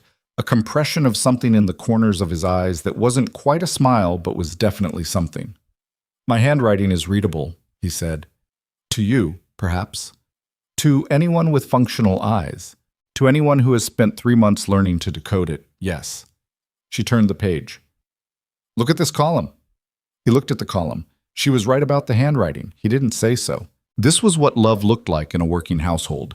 Not the soft focus version that traveled well in stories, but the real version, which involved ledger columns and arguments about handwriting and the particular intimacy of two people who have learned each other's shorthand and use it daily. She had not grown up expecting this kind of life, hadn't had a clear picture of what she expected, but she knew that this, sitting at a table with a man who listened to her, whose children she'd helped through a winter and a fever and the slow, ongoing work of grief, whose ranch she'd helped survive, was more solid than most things she'd been offered. She was not going to be careless with it. Spring arrived the way it always does in Montana, which is to say, argumentatively and in pieces. There were false starts, a warm week in late March that convinced the ground it was done being frozen, followed by a late snow that proved the ground wrong, followed by another warm stretch, followed by a genuine thaw that stuck. By mid-April, the valley had the particular look of a place that has finally committed to something. The children emerged from the winter like things that had been compressed and were expanding back to their full size. Ethan, who was now 5 and had opinions about it, spent most of April outside investigating the yard and its perimeters with the systematic thoroughness of an expedition member charting unknown territory. He reported findings to Clara at dinner with great seriousness. The location of 3 new mud patches, a bird's nest in the fence post, a rock that he believed to be significant for reasons that remained unclear. She listened to all of it. Henry found the creek again the week the ice broke. He came back the first evening with his boots soaked and 3 fish in a pail, and the look of a boy reconnecting with something essential in himself. Something that winter and grief and a hard couple of years had pushed to the margins, but not out. He was 8 now, thicker through the shoulders than he'd been in September, and he'd started doing things around the ranch that hadn't been asked of him. Checking on the younger horses in the morning, restacking the wood when it shifted, appearing next to Wade on the bigger jobs with the quiet assumption that he would be useful and usually being right. Wade had started teaching him things, not in a formal way. There was no formal way about Wade, but in the passing along manner of ranch work, showing a thing twice and then stepping back to let the boy do it, correcting only what needed correcting. Clara watched them work together on the fencing one afternoon in April. Henry holding the wire while Wade drove the staple. And she thought about the ledger, about the season accounts, about how different the numbers looked than they had in November. Not just the money, everything, the whole accounting of this place. Nora turned 10 in April. She asked for a horse. This was a negotiation that lasted a week and involved input from everyone in the household, including Ethan, whose primary contribution was the assertion that the horse should be named something that began with the letter M, for reasons he eventually revealed were related to a story Clara had told him 3 months prior about a horse named Molly. Wade looked at the ceiling while this was explained to him. Clara pressed her mouth flat and kept her face straight. The horse they found was a gray mare from Calhoun's property, 7 years old, steady and sensible. And when Nora first got up on her in the yard, her expression was the expression of a person locating something they didn't know they'd been looking for. She sat on that horse with her back straight and her hands on the reins and looked out at the fence line and the mountains, and Clara, watching from the fence rail with Ethan on one side and Henry on the other, felt the specific satisfaction of having been part of the conditions that made that moment possible. "She's a natural," Wade said, coming to stand beside Clara. "She's been riding in her head for months," Clara said. "She just needed the horse." Wade watched his daughter take the mare in a slow circle around the yard with the careful confidence of a beginner who intends to be an expert. "She's like her mother," he said. "When Adeline decided to do something, she did it all the way." "Nora's like herself," Clara said. "She just has good material to work from." He looked at her sideways. She was watching the yard, watching Nora, but she felt the look. "Yeah," he said quietly. "She does." Ethan, who had decided this moment needed his input, tugged Clara's sleeve and said, "Can the horse be called Margaret?" Everyone turned to look at him. "After Aunt Margaret," he explained, with the patience of a 5-year-old addressing a slow audience. "No," said Nora, from the saddle, with feeling. "Why not?" "Because she would have opinions about it." This was so precisely accurate that it landed on the yard like a flat stone on still water, and even Wade laughed. Actually laughed. The real kind. The kind that happened when something caught him off guard and the guard came down. Clara stood at the fence rail and listened to it, and let herself have that moment, the sound of it, the cold spring air, and the sound of that laugh in it. The horse was named Pepper. Nora chose it. Nobody argued. By June, the ranch was running in a way that it had not run in 2 years. The fencing was finished, all of it, not just the south section, but the north line and the east pasture boundary that had been a problem since before Adeline got sick. The garden was in and growing. The spring market had held, and the numbers in the ledger were, for the first time since Clara had started reading them, more than just survivable.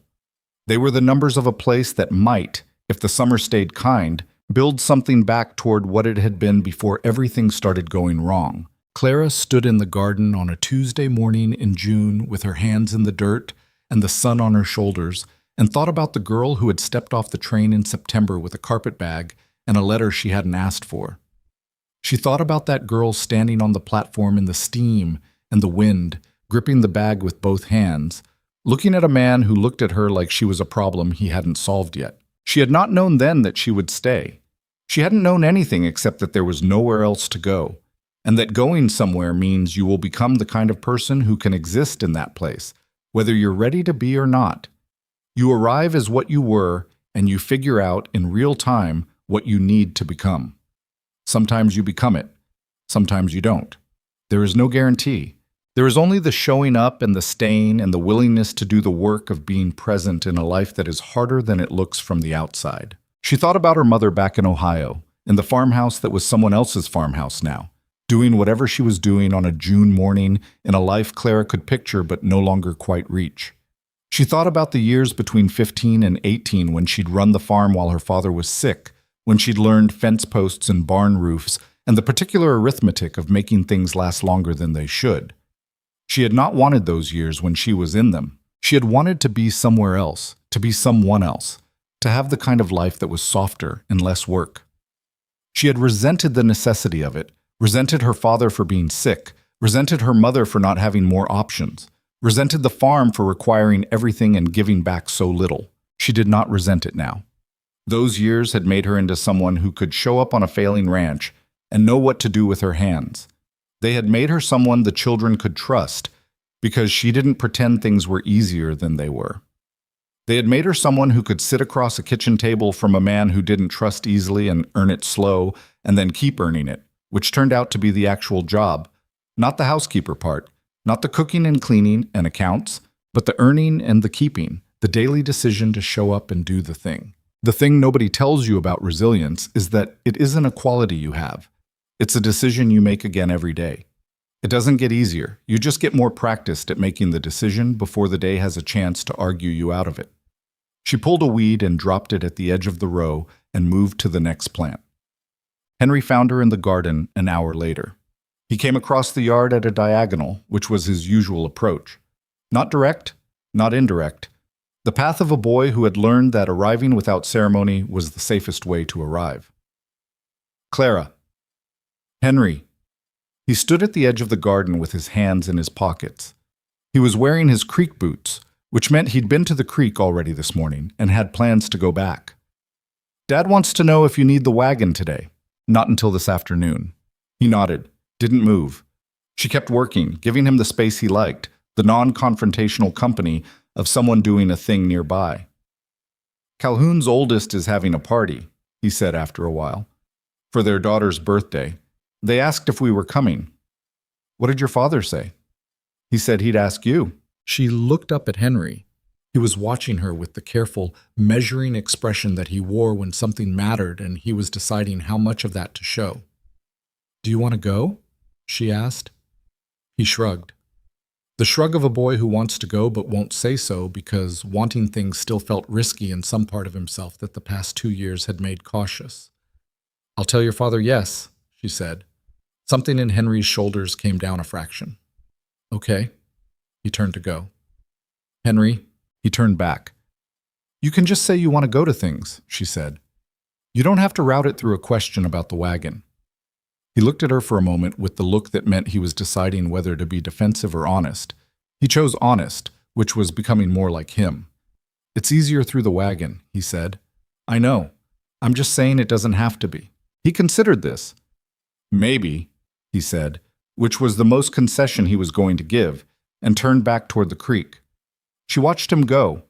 This boy who had spent the winter learning to stack wood correctly and teach younger children knots and sit near the adults without running, and who was going to grow into someone worth knowing if the next 10 years were halfway kind to him. She hoped they were. She could not guarantee it. She could only be here while they happened, which was the actual work of being part of someone's life. Oh, the thing about belonging, the real kind, not the kind you're given or assigned, but the kind you build with your hands over a long, difficult winter and a longer, difficult year, is that it doesn't arrive all at once. It doesn't arrive as a feeling. It arrives as a series of small facts that accumulate until one day you look up and the accumulation has become something solid enough to stand on. Clara looked up one evening in late June. The dishes were done and the children were in their rooms, and the house had the specific evening quiet that she had come to understand as this family's version of peace. Not silent, never silent. Ethan would start calling for water in about 20 minutes, and Nora's lamp was still on under the door. And somewhere outside, Homer was conducting a lengthy monologue at something in the dark, but settled. The particular settling of a place that has found its shape. She was on the porch when Wade came out from the barn, crossing the yard with the end-of-day looseness of a man whose body knows it has earned its rest. He came up the steps and stood beside her and looked out at the valley, at the mountains going dark blue in the last of the light, at the fencing they had fixed and the garden that was growing and the barn whose roof was holding. Calhoun's party is Saturday, she said. I heard. Henry wants to go. He told me that through an extremely elaborate question about the wagon. I know. I told him he could just say he wanted to go. Did it help? A little. Wade leaned on the porch rail and looked out at the darkening valley. Nora asked me today if she could ride Pepper to school when school starts again. What did you tell her? I told her we'd see how she was doing by September. That's fair. She said it wasn't. Also fair. He looked at her sideways. The corner of his mouth moved. You're supposed to back me up. I do back you up. I back you up on the important things. And a 10-year-old riding to school isn't important? It's important to her. It's not dangerous. She'll be fine. Clara looked out at the valley. She's going to be good on that horse." "I know." He said it with the quiet pride of a man who knows something good is growing and doesn't need to make speeches about it. They stood on the porch in the evening in the particular companionship of two people who have been through a winter together, who have sat on opposite sides of a sick child's bed and across a ledger and across a kitchen table at 3 in the morning, who have argued about handwriting and fence posts and the proper way to load a stove, who have stood in front of a justice of the peace on a cold February afternoon and said things they meant. The valley below the ranch was going to dark green, and the mountains were the color of old iron in the last light. And somewhere down the slope, Ethan's voice floated up from an open window. Not crying, just talking, the running monologue of a 5-year-old who had things to say about the world and assumed someone was listening. Clara listened to it for a moment. She thought about September, the woman who had stepped off the train with nothing but a carpet bag, and the particular stubbornness of someone who has been told she doesn't fit and has decided to fit herself in anyway, who had not been wanted and had come here anyway and had found not what she'd imagined, not anything she'd planned for, but something truer than a plan, something that required every difficult thing she'd ever learned and gave her, in return, the right to call it hers. The frontier did not give things away. That was what people from the East didn't understand about it. They came out here looking for open space and found instead a place that required everything you had and did not guarantee anything in return. You could work yourself down to nothing and still lose. You could do everything right, and the weather could still take your crop, the fever could still take your person, the market could still turn the week you got to it. The land was not cruel. It was simply indifferent, and that indifference required you to be real about what you were building and who you were building it with. She was real about it. She had a family that was not the family she'd been born into. A man who did not know how to say easy things easily, but who meant what he said, and said what he meant. 3 children who had started as wary strangers and become, over a winter, the best and most demanding parts of her days. She had a house that needed work, and a garden that needed tending, and a ledger that needed watching, and a dog who was useless but much loved. She had a life that was harder than soft and more alive than easy. She was 19 years old, and she was home. Wade said nothing for a while. They stood on the porch in the blue evening, and the mountains held their position, and the valley went on being what it had always been, indifferent, enormous, asking everything. "You all right?" he said. "Yes," she said. He nodded, looked back out at the valley. "Good," he said, and the word was small and plain and meant exactly what it said, and more than it said, the way words do when they're spoken by someone who doesn't use them carelessly. Inside, Ethan called for water. Clara pushed off the porch rail. "I've got him," Wade said. She let him go. She stayed on the porch for another moment in the dark and the quiet, listening to his boots on the stairs, listening to the small sound of a father's voice and a child's, listening to the house around her settle into the evening the way it always did, imperfect and warm and hers. The mountains held the last of the light for a long time after everything else had gone dark. She watched them the way you watch things that have been there longer than you and will be there long after you've gone. Things that ask nothing and offer nothing but their presence, which is, it turns out, more than enough. She went inside.